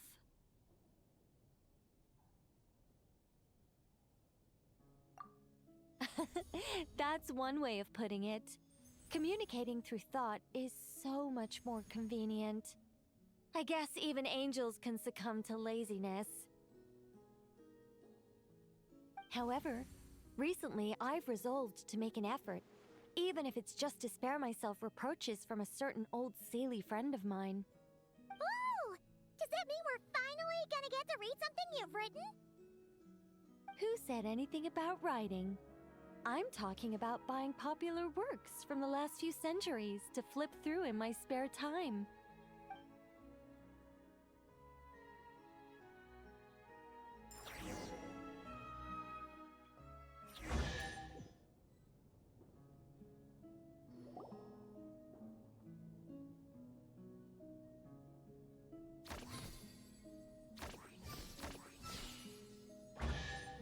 These paintings all remind me of places that hold great significance in my heart. And now, the studio has been fully restored. All right, go ahead and claim our reward. What? Don't look at me like that.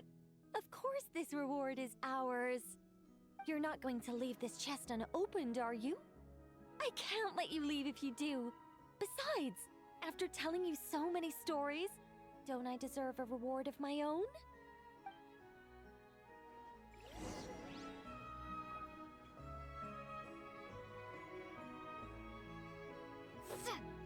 A happy story all wrapped up.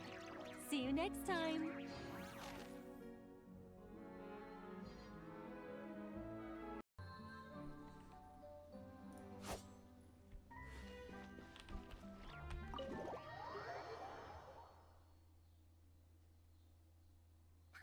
thought Nicole would be waiting for us inside. Isn't she home today? Oh, it looks like this door can be pushed open.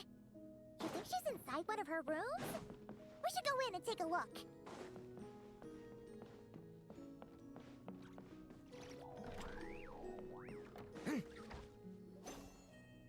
Nicole! Weird. She's not here either.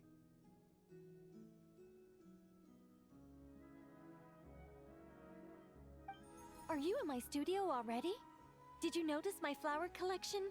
I've been growing samples I collected from all over the world. I'm afraid I can't tear myself away right now. I've opened a stall in Fontaine selling sculptures. No thanks.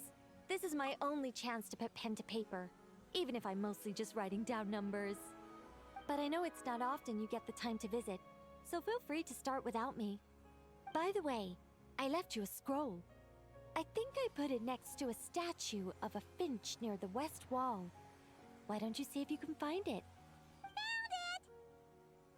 Then let my silent guide help you on your way. Good luck!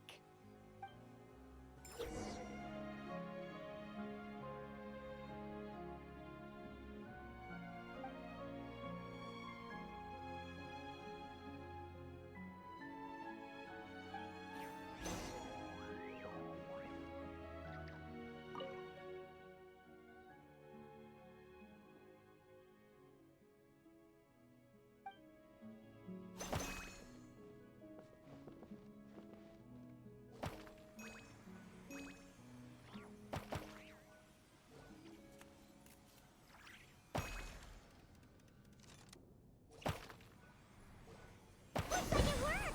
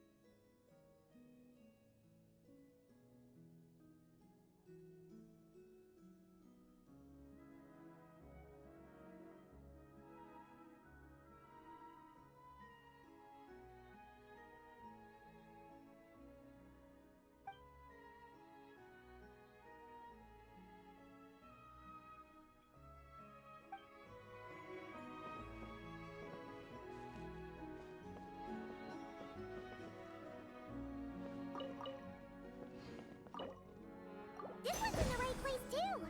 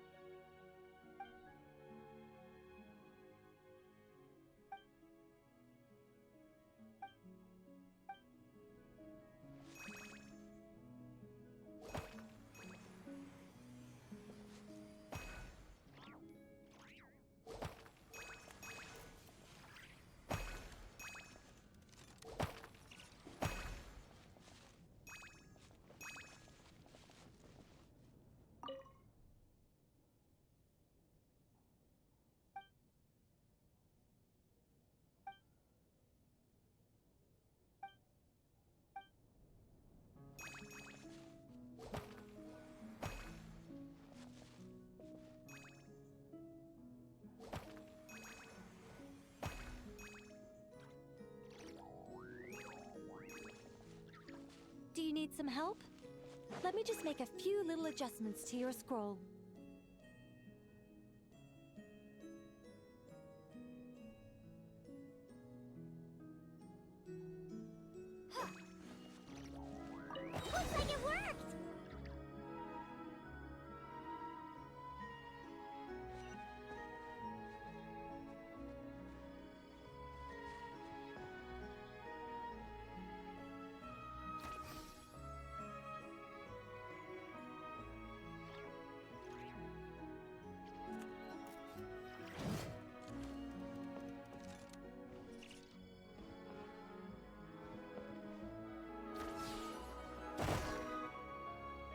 Congratulations!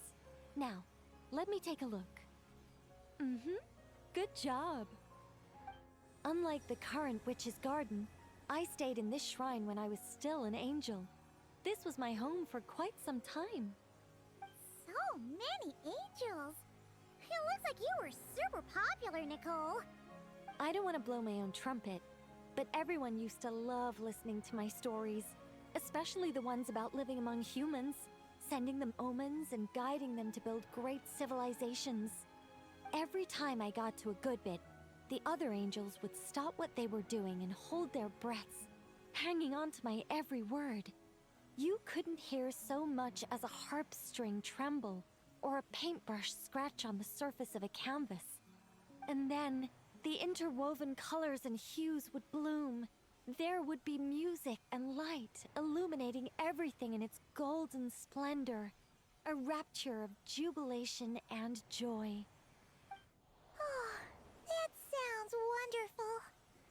Oh, it was, Paimon. It was. Even though those wonderful days are gone, life remains full of happy surprises. Wait a second. Someone actually had the gall to steal my sculptures while I was reading my newspaper? Oh, that's it for you, my foolish little friend. I'm going to guide you all the way to the fortress of Meripede.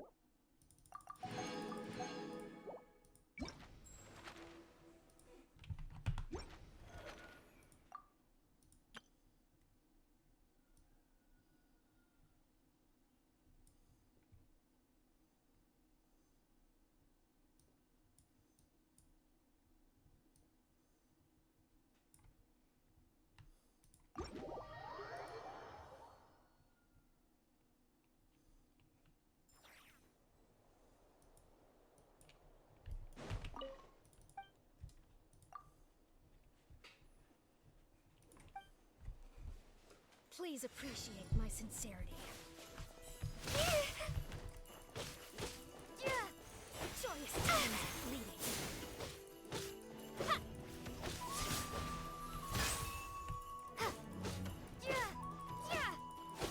Apologies.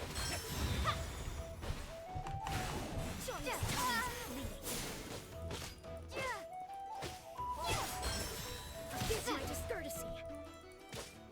Look out.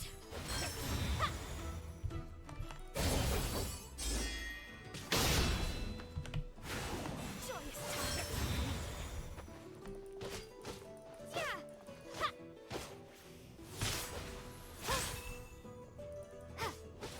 Apologies. Joyous times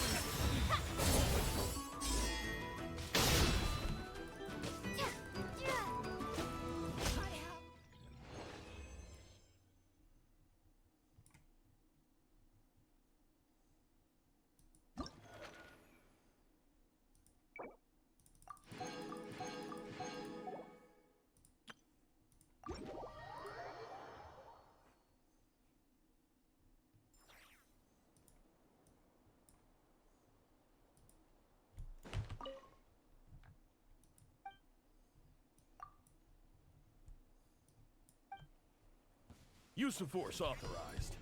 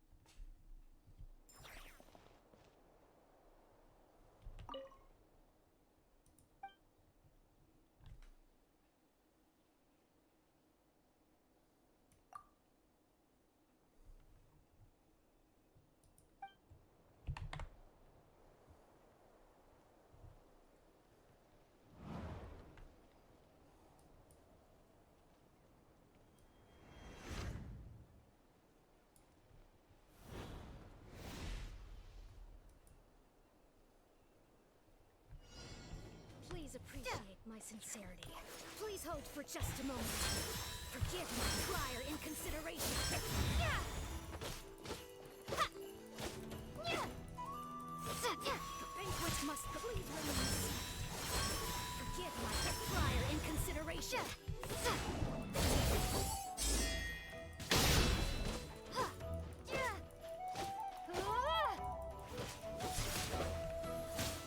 Look out.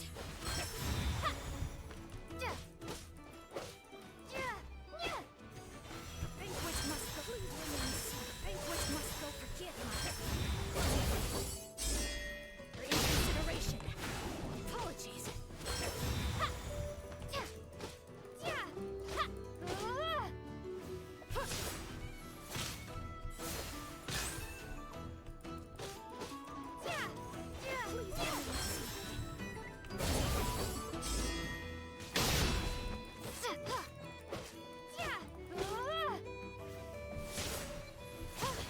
Look out.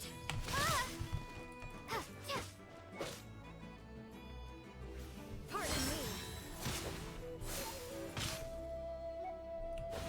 The banquet must go on.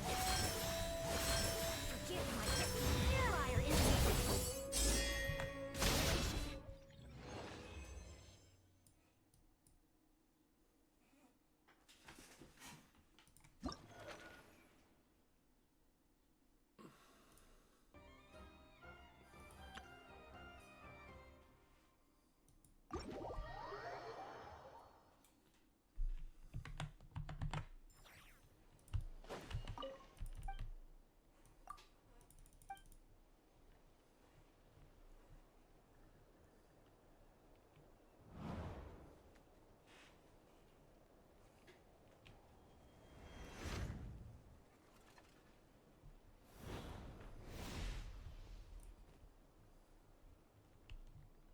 Use of force authorized.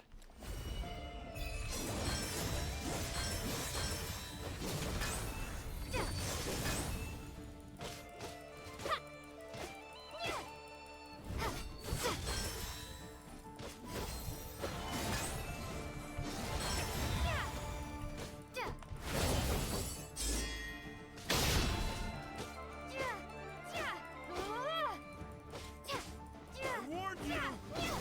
Looks like my fool!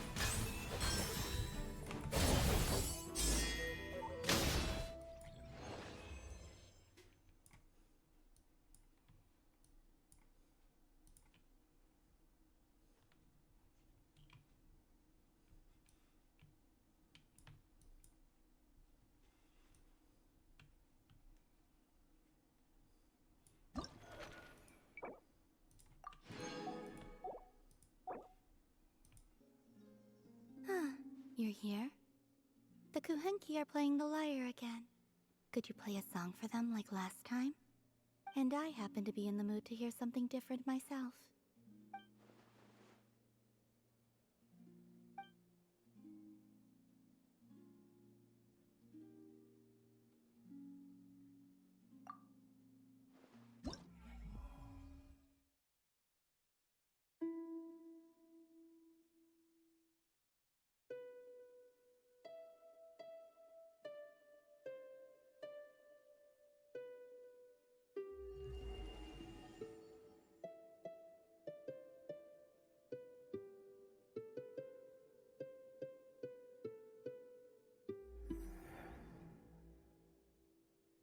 How curious.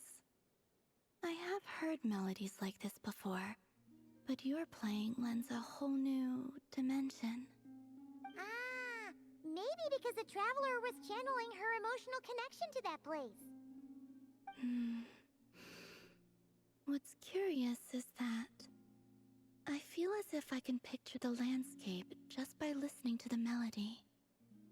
I wonder how the real thing compares to my imagination. You should just go see it someday.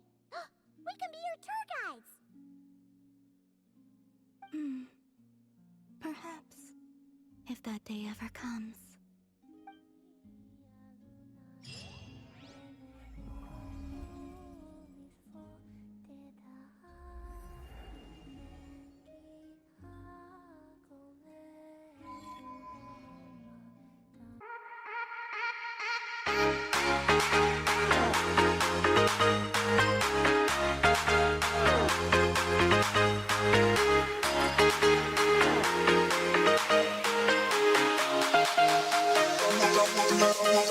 From the